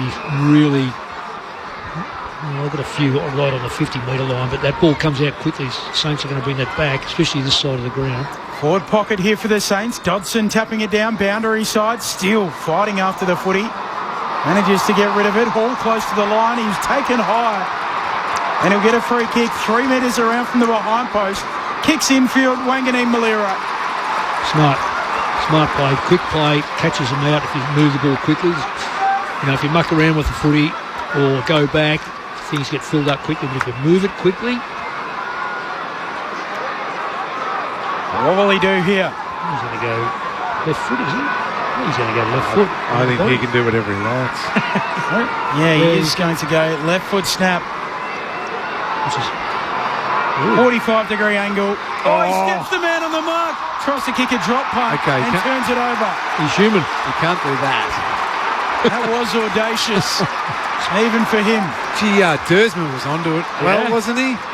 That could have still worked for Wanganeen Miller if it wasn't for Dersman. Yeah, absolutely. Great awareness. There's a lesson for young players staying in the game on the mark as McGrath gives it to Redmond long down the wing, and here's Menzies. Confident overhead mark. Catches it in front of the benches, just 3 behinds to show for his scoreline in that first half, including a very gettable one. Sends it down to half forward. 2 Bombers fly. Guelphy takes it in front of Hobbs. Sends it inside 50. McMahon hands to it, not to be. Falls to Sinclair. Paddles it out in front. Breaks a tackle. Clearing kick out of defence. And Marshall marks it half back for the Saints. Touch play on. No one's aware of it. 49 points each. Scores level. 23 gone in the third. Kicks down the wing. Intercepted by Redmond. Hand pass for Essendon. Down to right. And he's 150th, gives off the hand pass to McGrath. Does a full 360. Heads back to the boundary line. Finds Xavier Dersma there. Good play by McGrath. Really steady play. Could have just blazed away, but just had enough nous to find his target. It's good for this, you know. No, he's not going to go for it. He's not going to go for it. 49 out. Retreats back to Redmond. And again, all but 2 St Kilda players inside Essendon's forward 50. Jackson Pryor receives it from Redmond. Long kick into the forward pocket. Marshall back again. Knocked out of his hands. Too late by McMahon. Mark, in fact, paid by Marshall. Last line of defence saves the day again for the Saints. Moves it across to Hill. Hill chip beyond the defensive 50. Kicks a good one away to Boxall. Up to Windhager. Now Wanganeen Miller on the wing. Off to Jones. Sells some candy. Looks deep inside 50. Saints are everywhere. Out the back it goes. Higgins gathers. Ball runs back into traffic. Snaps the goal. He's never handled that one. He's got no arms. Made hard work of it. But he's kicked his third. He disappeared. St Kilda by 6 points. 8-7-55 plays 7-7-49. 24 minutes into the third. He literally ran away from three teammates. He put his arms out, he put his hands over his eyes so he didn't see them, and then he ran around 3 Essendon players while his 3 St Kilda players were lined up in the goal square.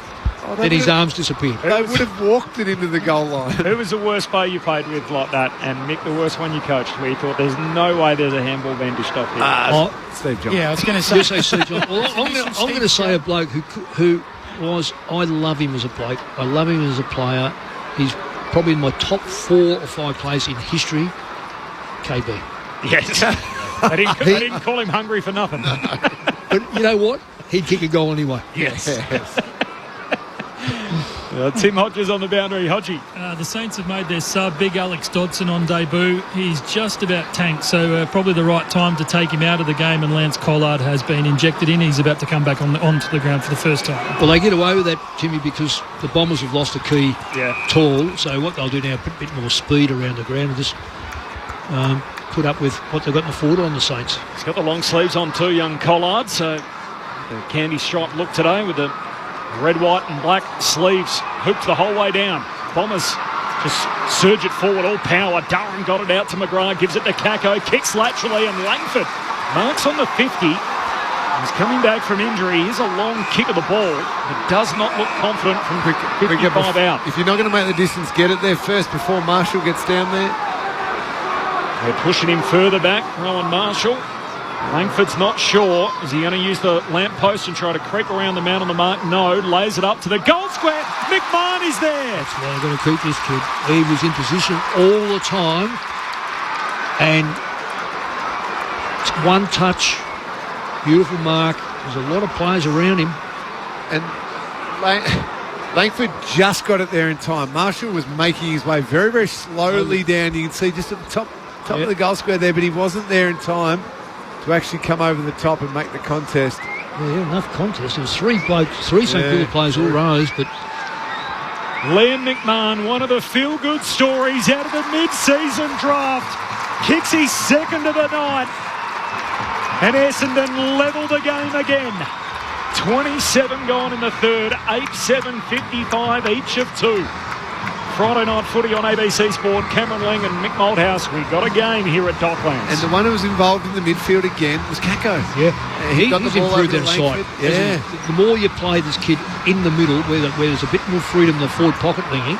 Brad Scott is just sitting there, just writing notes saying, okay, I know he's going to be a dangerous forward. He's going to be a handful when he's deep inside that forward line, crumbing on the lead. But, gee, I can throw him in the midfield a lot now. I tell you what, McMahon, 198. Yep.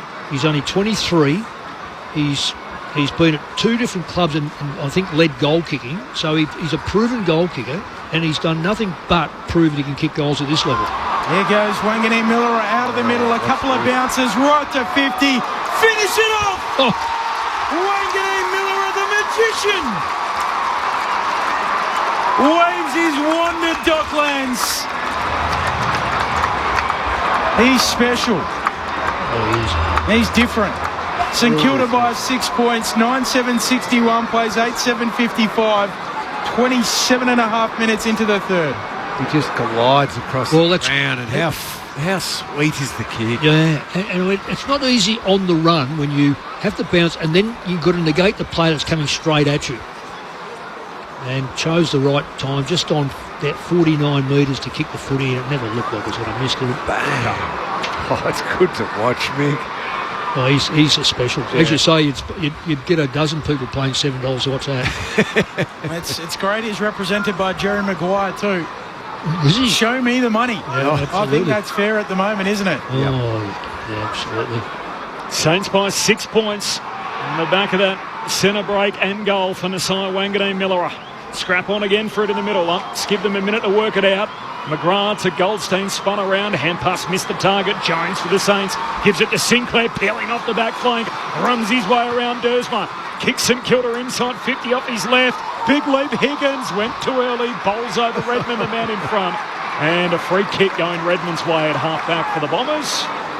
I don't know what I'd feel if I was coaching Jack Higgins. I do. He's someone who might irritate you a little bit, I think. He's had a career best season, 46 goals for Jack Higgins. As Redmond goes short to Clark, the youngest Bomber out there. To the wing, 3 Dons fly, ball hits the deck, Naz gets it out to Windhager, hand pass away to McRae, gives it to Jones, kicks inboard between two Saints and the only Bomber there. Lamont Llewell takes the intercept mark for Essendon. He kicks out wide for Blackiston. On his left, pokes it for Perkins, forward of the logo. City side of the ground here for the Dons. Looping handball away to Roberts. He's tackled, caught, holding the ball. It's Archie Perkins' decision-making is what just kills him. And it's not. It holds him back completely. It does, doesn't it? And he's so slow making that decision. Yeah. Saints by 6 points, half-hour mark, third term. Stocker retreats back with the kick to Caminiti. He's kicked 2 goals this quarter, Archie Perkins. So you know there's something there, but then you just see consistently poor decisions with ball in hand. You think, you're not quite making that leap still. I haven't seen the ground spread like this all night either. It plays across 2 of the 3/3. Not exactly coming to meet the play, no. Caminiti and Hill playing kick-to-kick in the defensive 50. Now Hill with some go forward, short to McRae. McRae's starting to get into the game a bit more now too, and needed to. He was really horrible. Oh, that's only a 10-metre kick at best. Goes wide to Hill. Meanwhile, a 14-point lead for Brisbane over Fremantle. 8 minutes, in fact less than that, 6 minutes into the second quarter of actual game time. Call available through the ABC Listen app. We'll take you there for the second half. Still goalless, Freo. Short to Hall. Hall chips down the boundary line and Boxall takes the mark. Slow build up for the Saints. They're running out of time in the quarter. 15 ticks left. Boxall dabs it down to half forward. McRae marks. He's got to move it quickly. 8 seconds left. Looks inside the forward 50. Is there a mark for the Saints? No. Redmond picks it off. And that'll do us through 3 quarters. St Kilda, after trailing at quarter time, trailing at half time, the Saints have their nose in front as we turn for home. An entertaining third term between two teams out of finals contention. 3 lead changes in the quarter. And at three-quarter time, St Kilda lead by 6 points. 9-7-61, Essendon 8-7-55. The goal kickers for St Kilda, Jack Higgins has got 3, 2 for Cooper Sharman, 1 each for Marshall, Wilson, Wood and Messiah Wanganeen Millera. Meanwhile for the Bombers, 2 for Perkins, 2 for McMahon, and then singles for Langford, Wright, Llewell and Unwin. Subs made for both teams. A tactical one for the Saints. Alex Dodson is out on debut. And in comes Lance Collard. Meanwhile, the Bombers had to pull the trigger in the first half on Jaden Laverty. He's got a hip pointer. So as a result, his night was done before we reached half-time. More from Cameron Ling and Mick Malthouse coming up next. This is Friday Night Footy on ABC Sport. The summer of cricket has arrived early. Clubs it straight down the ground for 6. He's on the pull shot. Boy, did he get that! White ball cricket takes centre stage in the top end as Australia take on South Africa. Shout for leg for 4. Finger goes up. And it's on now on the ABC Listener. Down the pitch. There we go. Bang! Every ball live. Just click on the cricket button. You meet the most interesting people on Sunday morning. Driving through this hot land full of dust and smoke, this little Tommy fella feels like a true blue Aussie bloke. Join the rest of Australia right here on Sunday morning. Australia all over, Sunday mornings on ABC Radio. This is the 2025 AFL Premiership season on ABC Sport. Arcs around, kicks towards full forward, looking for a marker. Marshall! Up he goes and brings it down. They led after kicking the first goal of the game. Essendon have led since. And now the Saints, they lead again. Behind the Rowan Marshall goal. Gets it inside the centre square. Kicks it long for Perkins. And his namesake marks at left half forward. Perkins has been quiet to get himself involved. It's a superb kick. And it swings the lead again. The Bombers by a point. Up to Jones, sells some candy. Looks deep inside 50. Saints are everywhere. Out the back it goes. Higgins gathers. Ball runs back into traffic. Snaps the goal. He's never handled that. He's got no arms. Made hard work of it. But he's kicked his third. Langford's not sure. Lays it up to the goal square. McMahon is there. Well, they're going to keep this kid. Liam McMahon, one of the feel-good stories out of the mid-season draft. Kicks his second of the night, and Essendon level the game again. Here goes Wanganeen Millera out of the middle, a couple of bounces, right to 50. Finish it off! Oh. Wanganeen Millera, the magician, waves his wand at Docklands. He's special. This is ABC Sports coverage of the AFL. On your radio. ABC Sport Digital. And on the ABC Listen app. Live score in Perth, 11 minutes before half-time. Brisbane by 13 points, so that's 3-3-21, plays 8 behinds. That is 11 minutes before half-time over in the West. Call available through the ABC Listen app. Meanwhile, it's three-quarter time here, and St Kilda lead the Bombers by 6 points, 9-7 to 8-7 in AFLW action. Earlier tonight, it was the Sydney Swans by 20 over Richmond. Mick Malthouse, Cameron Ling, three-quarters in here, Saints by 6. Well, I don't think 10 goals are going to happen, Lingy. No. But I just have this feeling the Saints' yardage for a start off that quarter was at 100 or 200 more than Essendon. Essendon seemed to me just hanging on, and it's no fault. They just have lacked so many players, but their endeavour is fantastic. But as we've discussed before, when senior players are out and they bring kids in, you find something. Yeah. Kako's one. Yep. McMahon's another. Archie Roberts. Roberts is 3. Yep. And you flip the coin down the other end, we've just seen Wanganeen Millera just say a statement of, give me an opportunity, I'll blast through the centre and I'll kick it from 50. So that's where I want to go to, Mick. So Wanganeen Millera is the one who can just take this away from Essendon. Yep. So the matchup that he has had for most of the night, though, it's probably drifted off a little bit, certainly from the start, was Andy McGrath. Who hasn't done too bad as a player. McGrath is a number 1 draft pick. He's played 100, this is game number 178. He's been a leader at the club. He's the one who now needs to go, I need to finish him off. Own the game. Wanganeen Millera cannot win this for the Saints. Okay, if somebody else does, we live with it, but it can't be him.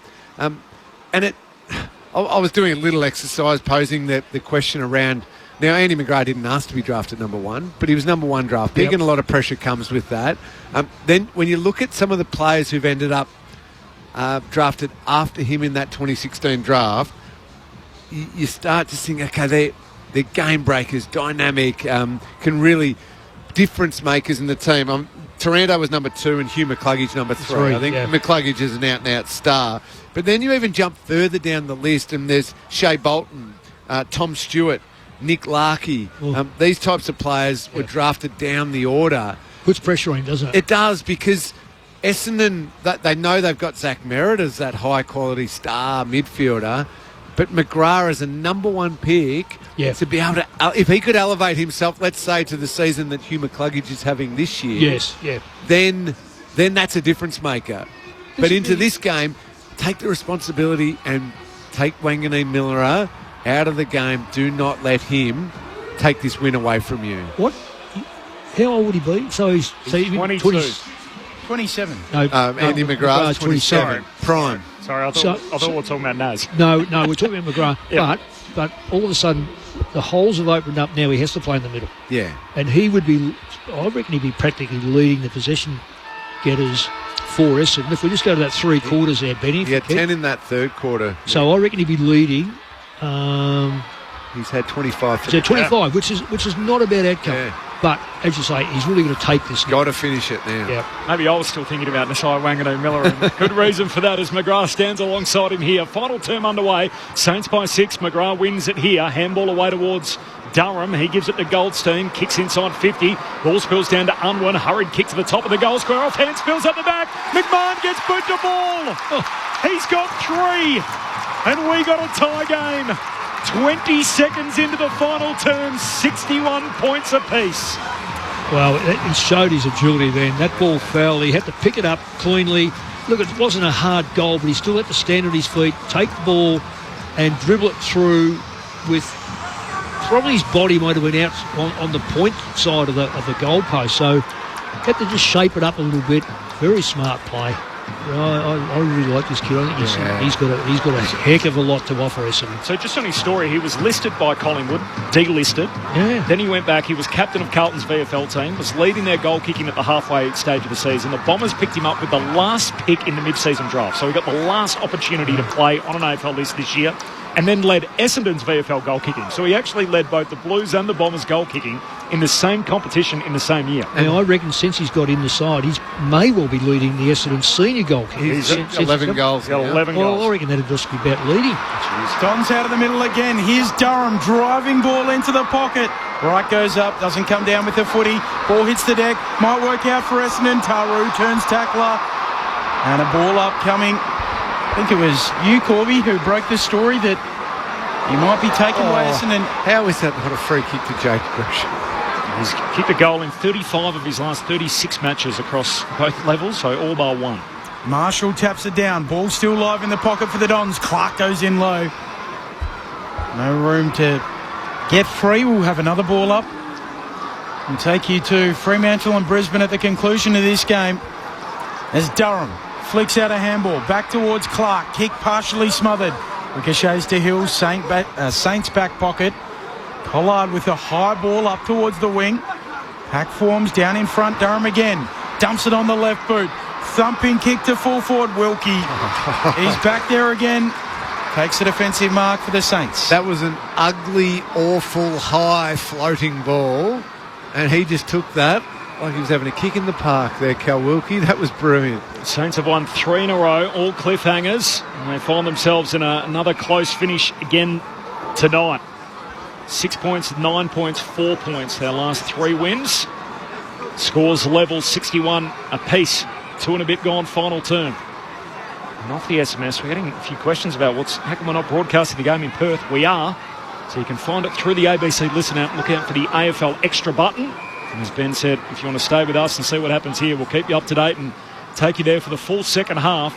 The Lions have kicked the first 5 goals. They lead the Dockers by 25 points. Scores level here. Taru off the back flank, long down the line, and Goldstein bowled over, but got it out of play. They'd have to keep Goldstein for next year, wouldn't they, the Bombers? It's a great question. So well, why wouldn't you keep him for another year? Well, because they've got nothing else. Particularly if Draper's going to Draper goes. And I don't know why Draper would go, but anyway. And Nick Bryan obviously will take their number 1 ruck. You wait and see, yeah. Scores level, throwing on the wing, Jack Steele fighting after the footy. And you know, having Todd Goldstein around your footy club it's only going to help your culture. He's just a quality human being. Yep. Works hard, professional, teach the young people. Free kick picked out, advantage to the Saints. Steele streams away with it. Kicks inside 50, Higgins and Newen. Newen halves it, Pryor takes it, tackled by Collard. And the umpire to come in and ball it up, full forward for the Saints.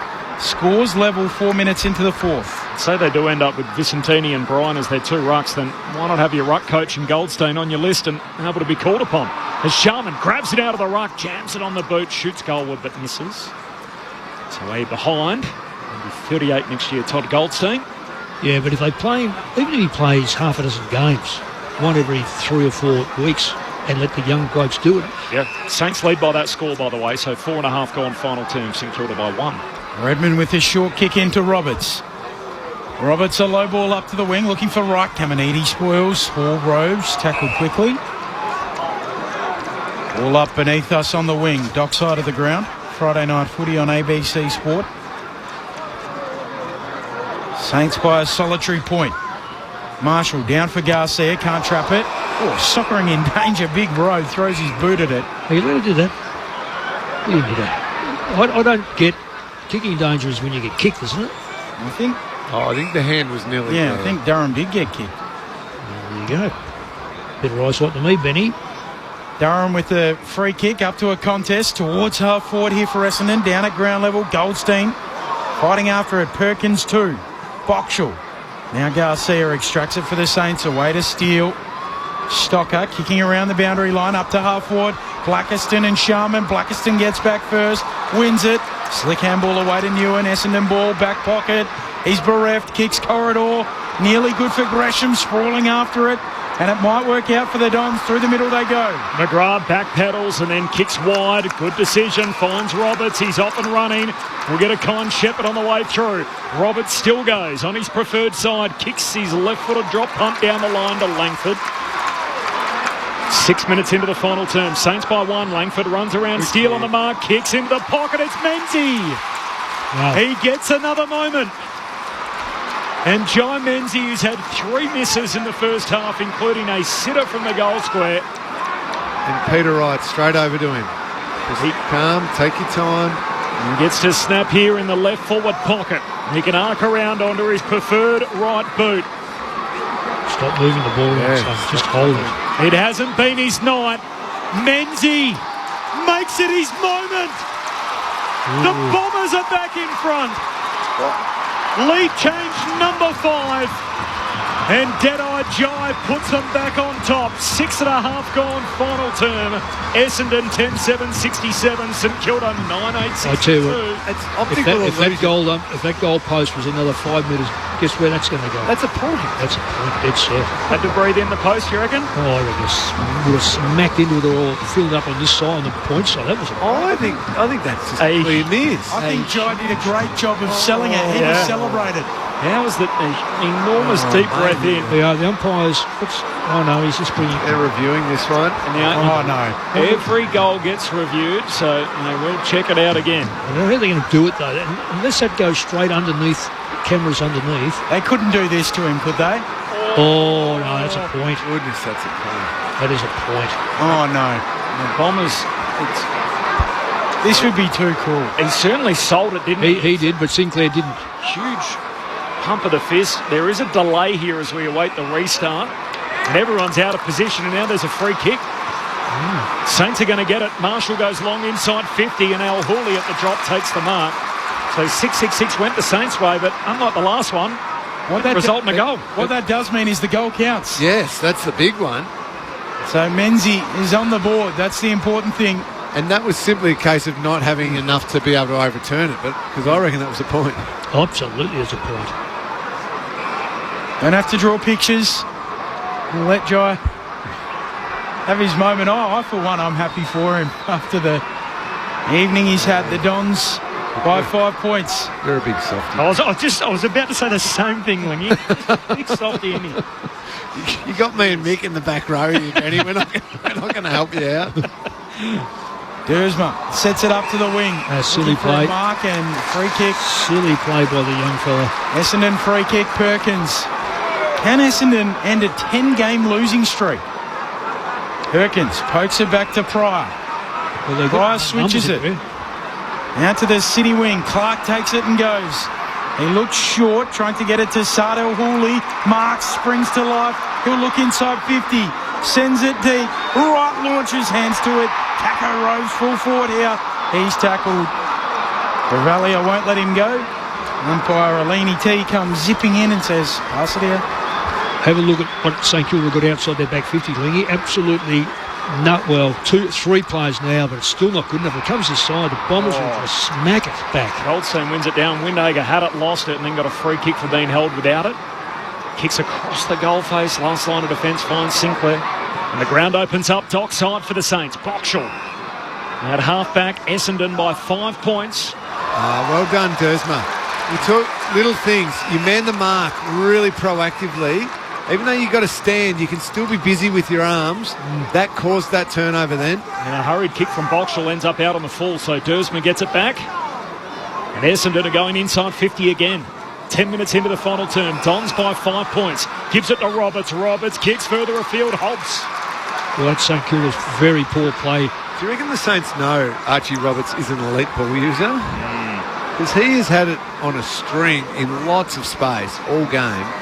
Now Ben Hobbs has got it here, about 48 out, left half forward, 2 in from the boundary line, and he is not a long kick of the footy. Right in front of the St Kilda race. Hobbs arcs out to his right, has to kick it all of 50 metres. Low trajectory, drop punt is on target. Hit the post. That has hit the post, yeah. He was about to call that again. He was about to give that a goal, and there is some doubt. The Saints are all over it, and they are going to the arc. Noah's in the game, and it's a 5-point margin at the moment. Is it double digits, or is it still a one-score game? He's called he hit the post. He has. Okay, good. Well, I saw him point to the post, so I'm assuming he said it's hit the post. He certainly made the usual confident action towards the goal line. Came back towards the middle, didn't he? Yes. He's definitely hit the post. There's a sound wave spike on the Snicko. So it's a behind, and we got a one-score game still. 10-8 leads 9-8. It's the Bombers by 6 points. 11 minutes into the final term. It's not a small touch either. No. It's deflected towards second slip. Yeah. Fremantle of gold in Perth. They've kicked the last 3 of the game, or 3 of the last 4. And it's back to 7 points. ABC call of that game available on the ABC Listen app. Long kick into the middle. Clark spoils for the Dons. He's down as well. Umpire says there's a push. And Taru with a free kick for St Kilda. He pokes it short for Jones. Essendon by 1 straight kick. Jones to Hill running by. He'll pull his kick towards the pocket. Launching Collard. Hands to it, doesn't mark. Menzies roves. Essendon on the back flank. And they'll kick further out wide. Through Gresham away to El Hooley. They're short down the line to Perkins. So Brisbane by 7 over Fremantle 2 minutes before half-time. There's a worry with Perkins ball in hand here. He's just got to go, should just go long down the line. Yeah. Take you to Perth for the second half. Game on the line here. Goes long in the right direction. No mark. Spills to McRae. Hand pass close to the boundary line and ends up out of bounds. We'll have a throw-in. City wing. Game on the line. Bombers by 6 points. 5 lead changes. 4 of them in the second half. I don't think I've seen any deliberate out in the fulls either, or any deliberates. Oh, and Guelphy ends up on his backside as Alex Taru bumps into him. Against Guelphy. And they paid the original push, which was Guelphy whacking Taru in the chest, which happened before that. Did they? Wow, I'm not sure what's happened. They didn't pay that as staging, did they? That's no idea. I think that's a reportable. I don't think it's rather than a free kick, yeah. Mulaney team made a motion as if it was almost like a push to the chest. Free kick for Taru. Saints get it anyway, chasing the game. Long kick down to half forward. Spills through to Blackiston. Hand pass away towards his teammate who shoved out of bounds in all of that in El Hooley. So we'll have a boundary throw-in. Left half forward here for St Kilda. 60 out from their goal at the Coventry end. It is Essendon by 6 points. 13 gone. Final term. Friday night footy on ABC Sport. In it comes. Goldstein laying it down right to the front. And we'll get another ball up. ends up in the awaiting arms of Garcia. Essendon by 6 points. Goldstein bringing it down again. Gresham rushing a kick. Bouncing ball for Hill on the wing. Wins it back for the Saints. Twisting, turning. Back feeding a handball. Caminiti. He'll stop and prop and kick up the half forward. Goldstein goes up, hands to it. Sharman rows it off the collard. Saints half forward. Sinclair eyes the goals. It's offline. Very nearly. Great effort. Very nearly. He spills it as he goes to ground. And a throw in right forward pocket for the Saints. Essendon still by a goal. We've played 14 minutes in the fourth. Haven't won since the spring, the Bombers. It was the Dreamtime game against Richmond, May 23.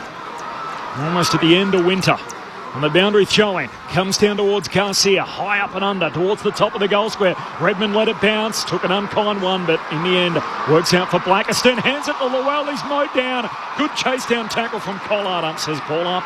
You on the US seasons call? Well, I'm glad they call that. Would have been the autumn. That would be the fall, wouldn't it? Oh, I'm going the wrong way. Autumn. Right. You're right. That is on the US seasons, calling it fall. The autumn, of course, is what I was searching for. Neither of these teams will be getting anywhere near the spring. Has Steele, hand pass away to Sinclair, long kick towards goal. He misses out to the left and behind. So another one for St Kilda. Handy point, as they say in the classics.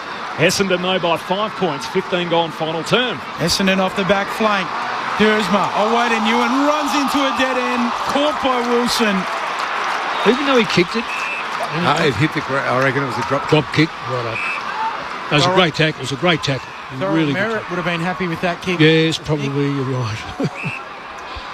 Is Thurl still with us? I think we found out that he is, yeah. Yep, he is. Wilson kicks the Saints into the pocket. Over the head there of Redmond. Goldstein paddling. Wood worrying him. Newen goes in. Wanganeen Miller over him. And the umpire will ball it up deep in the right forward pocket. Here for the Saints. Essendon by 5 points. The game on the line. St Kilda trying to make it 4 in a row. The Bombers trying to snap a 10-game losing skid. Ball up again as Wanganeen Miller are held up by Clark, the youngest Bomber out there. According to the ever-reliable Wikipedia, he's 91 years old, Nick. Well, I knew he was not a young man, but... Goldstein down to Clark, kick smothered by Steele, out of play, forward pocket for the Saints. Wonderful bloke. Really humble. I think he was at a Collingwood game last year, wasn't he, Paul? He was. Yeah, but people... Came down the club. When you're 91, 12 months is a long time, Ben. Throw in right forward pocket for the Saints. Wood palming it down. Garcia swoops onto it, snaps on goal, and takes back the lead. Hang on. Or did it graze the post? The field umpire, I reckon, has told him we might have a little look at this one. I think the field umpire might be saying, once they point to the goal post. Soft call is a behind. Yep, I reckon they're odds on. Could have hit the base of the post, maybe. What's the difference? Oh. Yep. A little bit of post, a little bit of vibration. Good vibration for Essendon fans. And lead by 5 points, 10-8-68, plays 9-9-63. 17 minutes into the fourth. Well, we've got a good game of football in terms of how close it is. Yeah. And the endeavour by both sides is, both, particularly Essendon's high. I'm not saying that the Saints haven't got the endeavour, but they haven't quite got the... Pryor marks the kick out, Mick, comes wide looking for Roberts. He keeps it alive, knocks it back for Dersma, fights through 2 tacklers. Got it to Durham.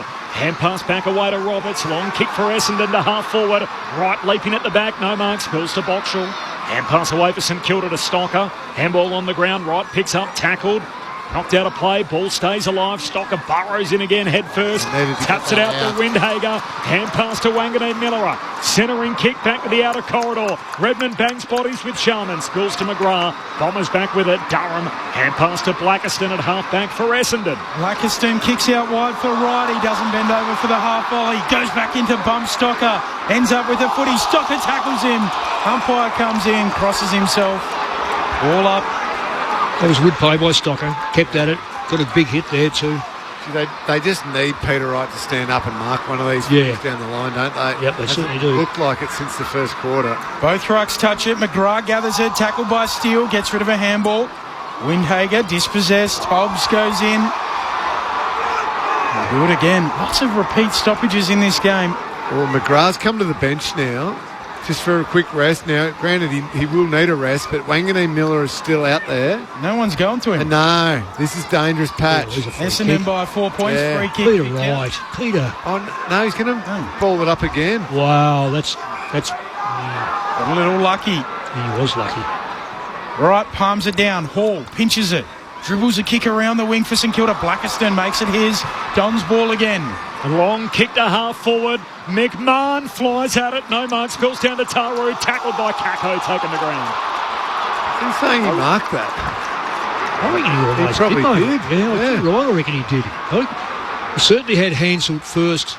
Maybe in the middle, may not have. Bombers by 4. 19 travelled final term. Trying to win for the first time since the end of May. Marshall grabs it out of the ruck, kicks it out of bounds on the bounce. Says spin it in.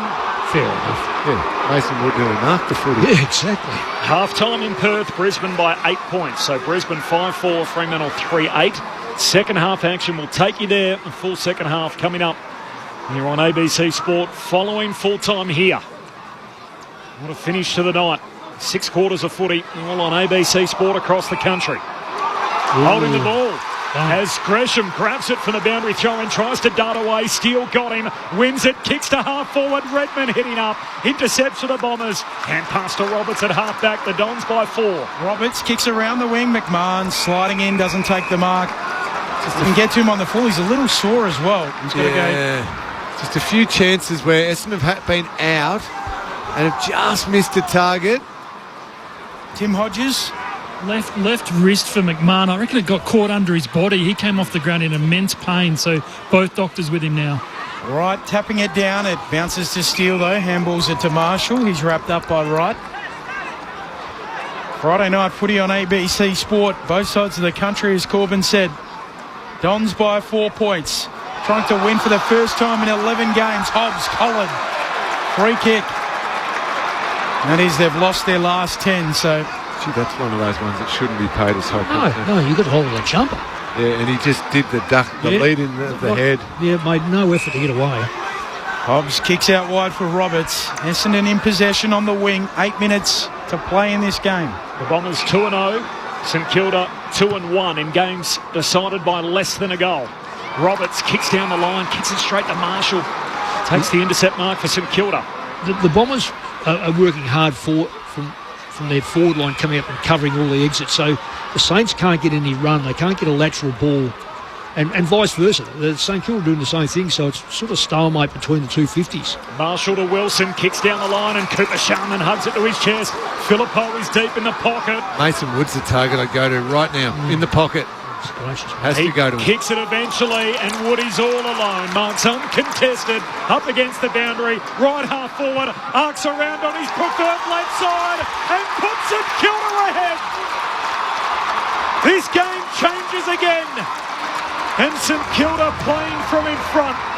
In the waning moments, the Saints by 2 points, and Mason Wood has got a couple himself.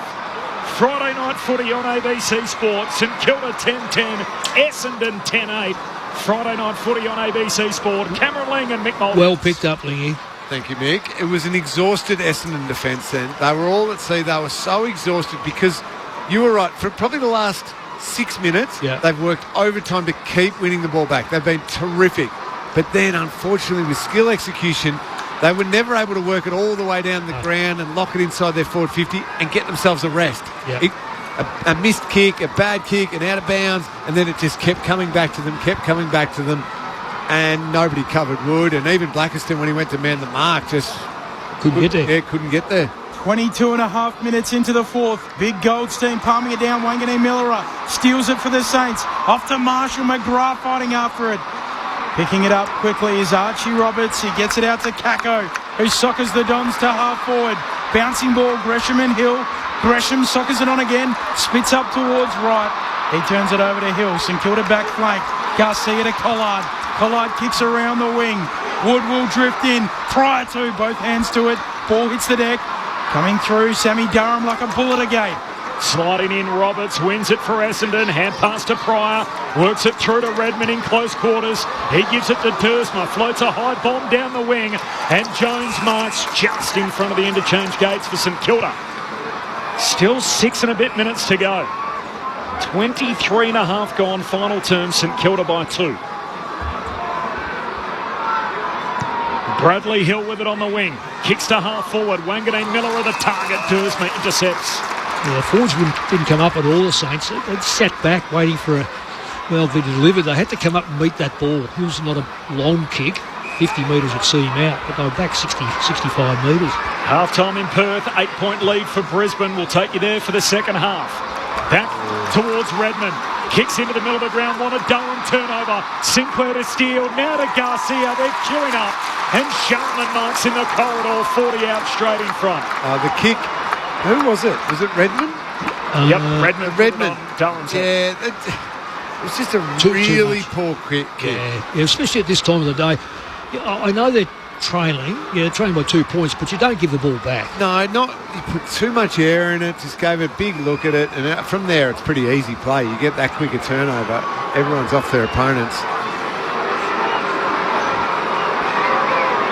I think seesawing type affair. 6 lead changes.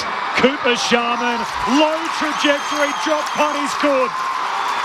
And St Kilda stretch it out by more than a goal. Sharman's got 3. And St Kilda lead it by 8 points with 5 to go. 11-10-76. Essendon 10-8-68. Can the Bombers come again? Friday night footy on ABC Sport. They've just been unable to, Essendon, win any contest across the middle and cross half forward in this last quarter, or certainly the last 10 minutes or so. And then Redmond, I suppose, trying to do the right thing, put some speed, and they had to chase down St Kilda, but in the end just a pretty poor kick, showed too much of it, and St Kilda have settled pretty well in these last few minutes. Jimmy, has McMahon come back? Is he back on the bench? They've just strapped his arm up. I thought at one stage they were about to get the green whistle. He's in that much pain. I wouldn't be surprised if he's got a crack in that wrist, but they've just taped it up. They're trying desperately to put him back on that forward line. Sammy Durham was about to burst out of the middle. The Saints got him. They get it moving forward, but Pryor wins it back for Essendon. Handball to Roberts. Loops one over the top. Durham again. Paddling it on. Kako one way. Coming the other way. Winning it Stocker. Out for Steele. St Kilda ball on the wing. Sharman misses Jones with the handball. Jones tracks it back. Gives it to Wilkie. On the back flank. Kick smothered by Guelphy. Now Kako's onto it. A couple of fumbles. It allows Wilkie in. He holds him up. And the Essendon attack is stifled. On the half-forward flank. A ball up. The Saints by 8. 26 played in the fourth. They trailed headed into time on here in this final term. St Kilda, they've kicked 2 goals in 4 minutes to snatch the lead and now stretch it out by 8. From the ball up, Gresham trying to dart away. He's held up by Stocker and we'll have a ball up. 4 to go. 4 minutes on the game clock. That was a great play by Stocker to come and meet that ball. Yeah. Had to meet it. And they've won 3 in a row, the Saints, all by single-digit margins. They're about to make it 4 here. Get to 9 wins on the year.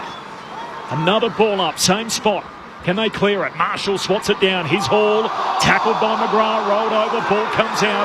Steele, tackled by Duursma, dispossessed, holding the ball. So the Bombers win it. Left half forward, 70 metres out. Kicks into a crowded forward 50. Wilkie. Langford, the target, he's got it.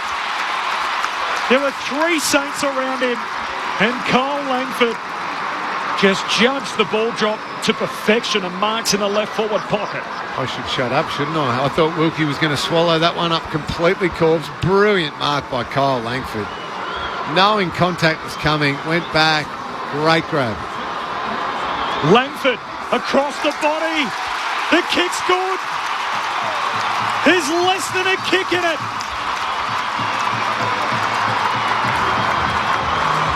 A second for Langford and a 2-point game again. 28 gone final term. 11-10 to 11-8.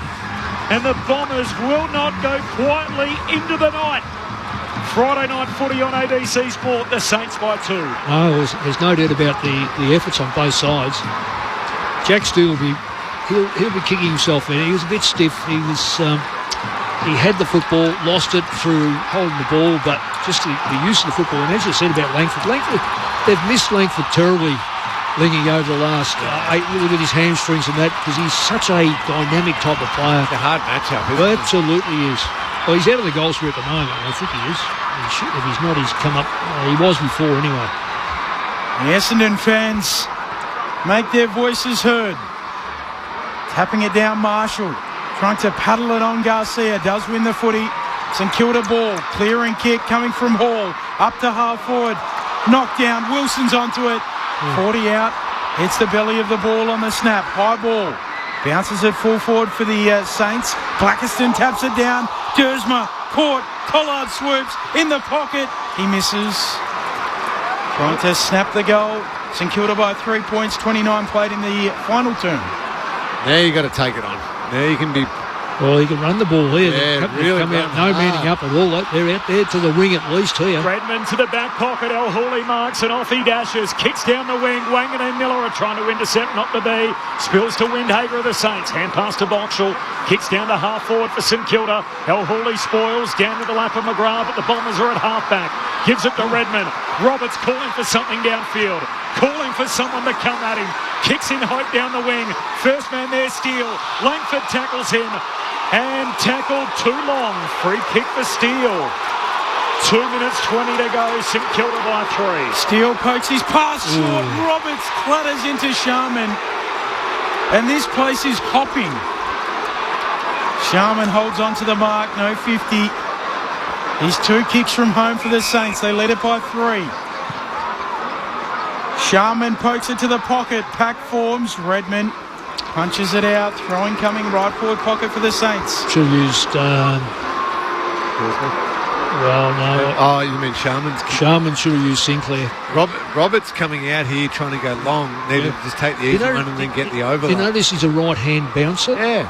2 minute warning. Goldstein punches it back boundary side. Clark's there. The Saints are too.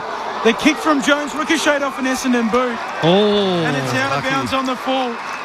Wow, that's really stiff. He rushed to kick Jones and it ricocheted off Sammy Durham's boot, I reckon. It might have been Sardell Hooley. He was around the mark as well. Got to have someone there ready to run in case he runs around. He's a skillful player, Jones. It's a good umpiring decision. Well, he's certainly not going to go right foot, surely, unless he does a boomerang. He's going with the drop punt from the pocket. It's across the face, pack forms, and he's going to kick that. Knocked through. How can you kick a goal like that with that angle? Not knocked through, knocked out of play, so a throw in. Not bad for the Saints. This is down in their left forward pocket. They lead it by 3. Saints deep forward. Sharman knocks it down. El Hooley's tackled as soon as he grabs that ball up. 3-point game, 11-11 to 11-8. 31 and a half gone, final turn. Essendon's rucks have got to get this big clearance here, not bring it straight down, tap it out. Goldstein down in front of Durham, got boot the ball, trickles out in front of Menzie. Wangan and Miller in the other direction. Menzie went right through him, kept attacking the ball. Naz is down, inside the forward 50 for the Saints. Ball continues to tumble. Durham hurry kick forward to Wright, who marks at half back. Wangan and Miller are still on his haunches. Wright's got it, kicks long into the middle of the ground. Wilkie over the top, spills the mark. Falls to Steele. Hand pass away to Sharman. Tumbles a kick forward. There's no one there. Intercepted by Blackiston.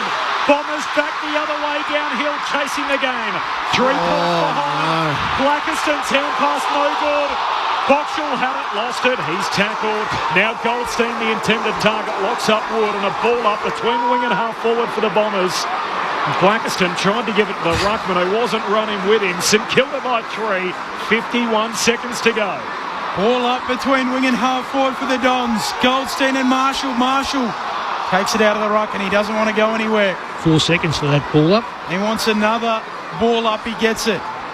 Sand slipping through the hourglass. Goldstein down. Garcia. Roberts gets a handball out. But the Saints are there. Hall tackled by McGrath. Off to Steele. Tackled by McGrath. Paid it too. Paid the free kick. Holding the ball. Well, I reckon he's a bit stiff. Essendon might have one last chance. McGrath Sets it up to full forward. Pack forms. Off hands. Sharman takes it. Tackled. Silly 7. And we'll get a ball up. Full forward here for the Dons. Saints by 3. Here is Archie Roberts at the back of this. 23 seconds to decide it all. 3-point lead for St Kilda. Deep forward for the Bombers. Off the side of the boot from the Saints. Kick out wide. Collard. It's out on the full. The Steele kicks out on the full. The Bombers get it. 14 seconds to go. Dursma comes inside, trying to link up with Redmond, not to be. Ball slides through to McGrath. Hand pass to Redmond. Hurried kick goalward. The kick is offline. It's a behind. St Kilda by 2 points. And Redmond off a single step from outside 50. It got the trip, but the accuracy wasn't there. St Kilda by 2. And there's 1 second on the clock. The last second, Saints do it again. They win by 2 points.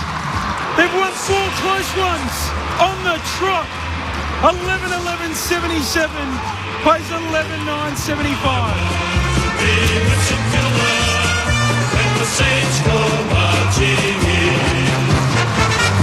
The Saints have won their last 4 games by a combined 21 points.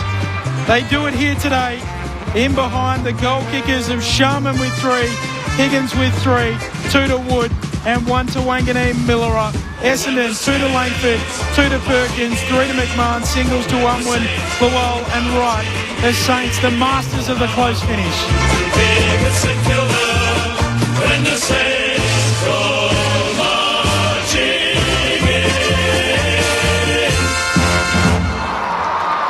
An incredible 4-week stretch for St Kilda as they've gone charging up the lower end of the table. They get to 9 wins for the season.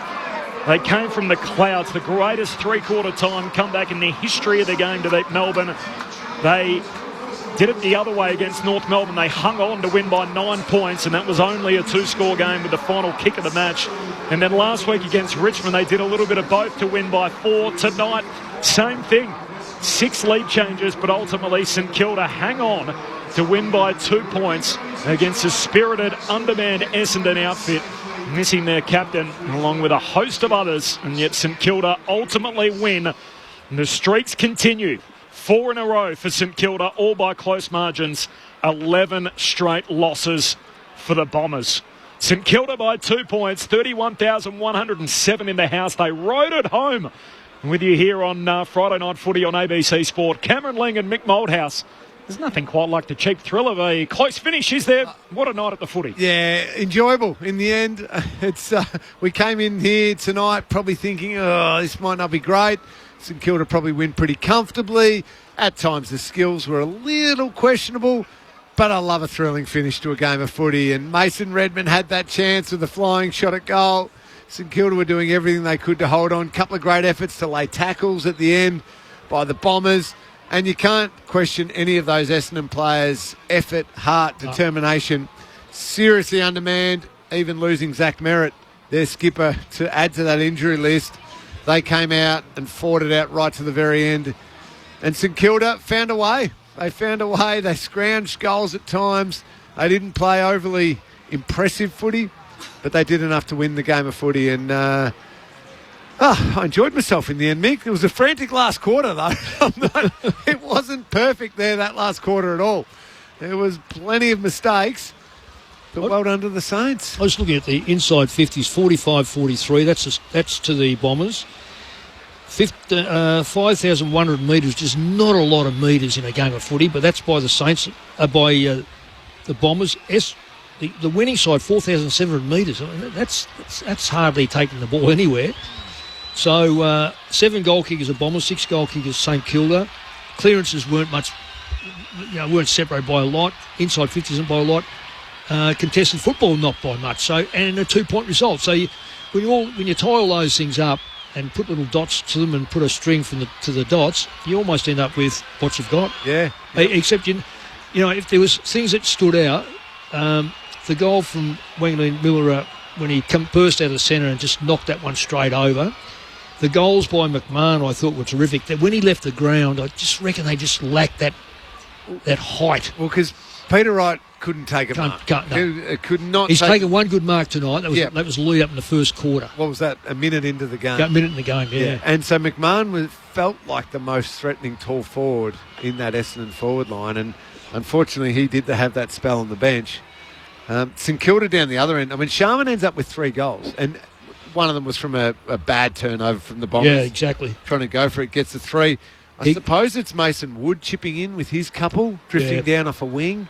Yeah, Higgins kicked his 3, which he's always going to get 3 because that's all he's primed to. He knows where the sticks are, so he worked pretty well. I thought Langford on his comeback was pretty good. I mean, it's a bit daring, I guess they just ran out of numbers. They had to bring him into the side. He's an effective forward. 2 goals, 1 in the last quarter.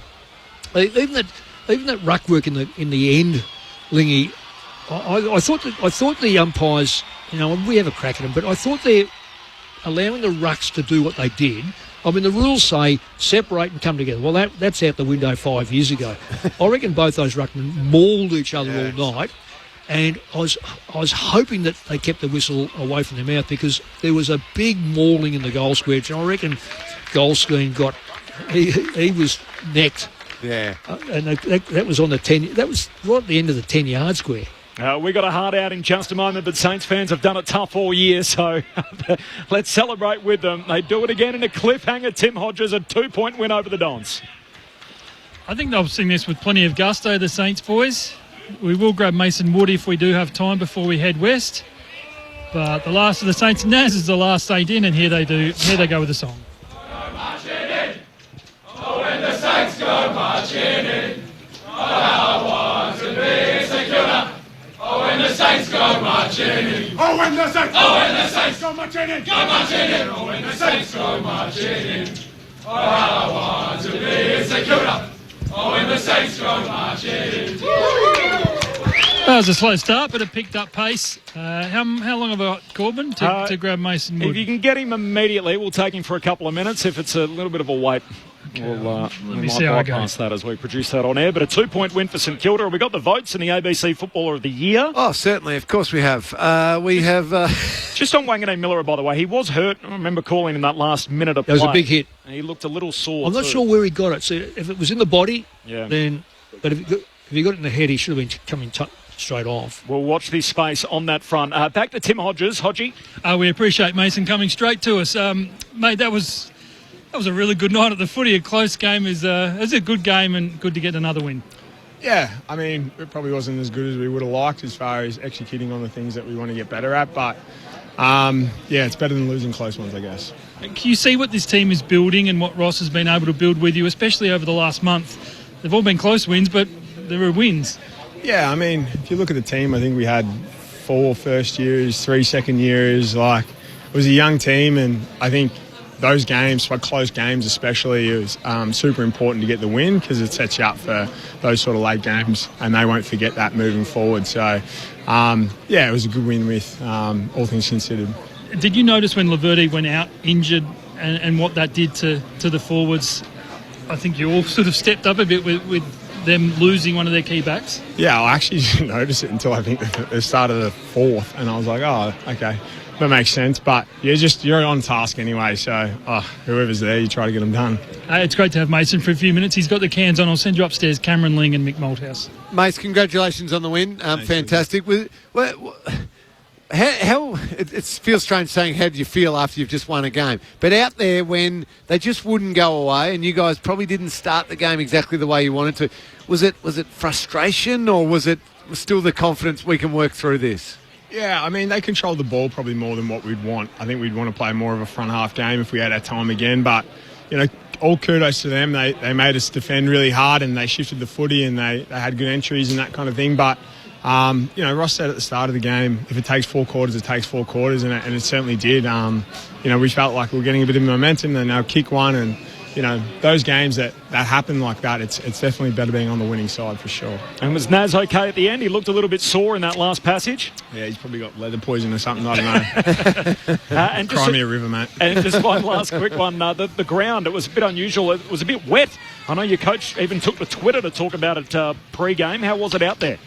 Yeah, wet. And probably my old coach as well. I know he's been quite vocal about keeping the roof open at times. So I'm sure both coaches were a bit frustrated, but it's even for both teams. So you go out there and make the best of it. But much wetter than usual here? It was a bit damp. But God, what do you do? It's under the roof. It's not pouring rain. It's not up to your knees. So you just move on and keep pushing forward. Enjoy the win, Mason. Appreciate your time. Thanks, guys. Cheers. Well done to Tim Hodges downstairs as well, and the St Kilda Football Club. So they win 4 in a row, all by single-digit margins. The Bombers have now lost 11 on the bounce. A 2-point win for St Kilda. The votes quickly, Lingy. Yeah, I'm going to do the battle between McGrath and Wanganeen Miller are going to get the 1 and 2 votes. So I'll go 1 vote to Andy McGrath, who I thought was very good. Had 35 disposals. 14 of those was contested. 9 score involvements. I thought he battled really hard. 2 votes to Wanganeen Miller. He was the class on the field. He had 24 disposals, high-end ball use, kicked that superb goal. 3 votes, and I understand this might seem funny despite because St Kilda won the game, but Mason Redmond, I just thought was excellent. Had 36 disposals, had nearly 800 metres gained, which is terrific, and just got things going a little bit off half-back. Yeah, he had that one blue where he turned the ball over, but he was trying to create something. They had to chase the score. So I'm going to give Redmond the 3 votes. Corbs? 3 for Redmond, 2 for Wanganeen Miller, 1 for McGrath. Plus, he had the last shot of the game, Mason Redmond. Yes. A hurried kick out of traffic. I was surprised it even carried. Kicked it off almost a step. Yeah. Banged it goalward, faded to the left. Ultimately, it was a behind, and the last score was a minor one for the Bombers, Mick, which meant St Kilda hung on to win by 2. Yeah, I'm glad Lingy gave it to Redmond because there's so many young players out there. They needed someone to stand up, take the mark, steady the ship, and I just thought that he was one of the more steady players and reliable players. St Kilda had enough chances to kick probably 13 or 14 goals. They didn't because Redmond would be able to set them up. But it was an interesting game. The side's only won 6 wins. Yeah. We come away going, well, gee, the Bombers kept fighting things out. And they've lost 11 in a row. Haven't won since May, which is the autumn, I've been told, here in Australia, of course. Thanks to you, Lingy. I'll hear from you 12 noon on AFL Sunday with a special guest host this week. Yes, no Clinchy. I hope the B-grade guy they brought in is going to be okay. You're going to have to go heads up with Ray Chamberlain about his state of umpiring. So. Good job to Benny Cameron as well. He'll be there with you on the Sunday in Clinchy's absence. Mick, a big birthday weekend for you, so I'll see you tomorrow from 12 noon. Yes, you will. We only get cakes for milestones, though, Mick, so sort of the ones in between, no cakes. And if it's not on the day, we don't worry about it. So, I think I've got a game tomorrow night too. Double duties. Yeah, good. I'll see you from 12 noon tomorrow. Thanks to Stuart Hollywood Baker, to Andrea back in the studio, and of course to Tim Hodges. We're out. A thriller here and a little more bang for our entertainment buck than we did anticipate. Mason Redmond, the last shot of the game, a hurried shot from outside 50, faded to the left, and Essendon settling for a behind. St Kilda get out of here with a 2-point win in another thriller. Time now to take you to Perth as the Brisbane Lions just pull it out away from the Dockers here. So the margin is currently 25 points in favour of the Lions. The Dockers trailing 3-10 at the moment against the Brisbane Lions, who are 8-5-53. So the Lions by 25 points. Second half action in Perth. Our commentary team, Sharad Wellingham, Peter Bell, Mitch Turner and Clint Weldon. Let's take you out west. That with the Brennan Cox infringement where Brisbane trotted the ball 100 metres down the ground. That's a really poor 50-metre penalty. Yeah. Because it was against Banfield for being inside the area. And he was standing next to a Brisbane Lion player. Yeah. Gee, that's costly. Big welcome to our listeners around the rest of the nation joining us here at Perth Stadium. Brisbane have got a game equal high 25-point lead, 12 minutes into the third. And the restart in the middle after the line just got a goal. A second to Morris after a 50-metre free kick in the right forward pocket. Kick it towards right half forward. Here's Cameron up against Banfield. Cameron tries twice to gather. Might have been infringed by Banfield. Dockers will emerge with it though. Warner hand passes forward to Sarong. He'll move it by hand to O'Meara.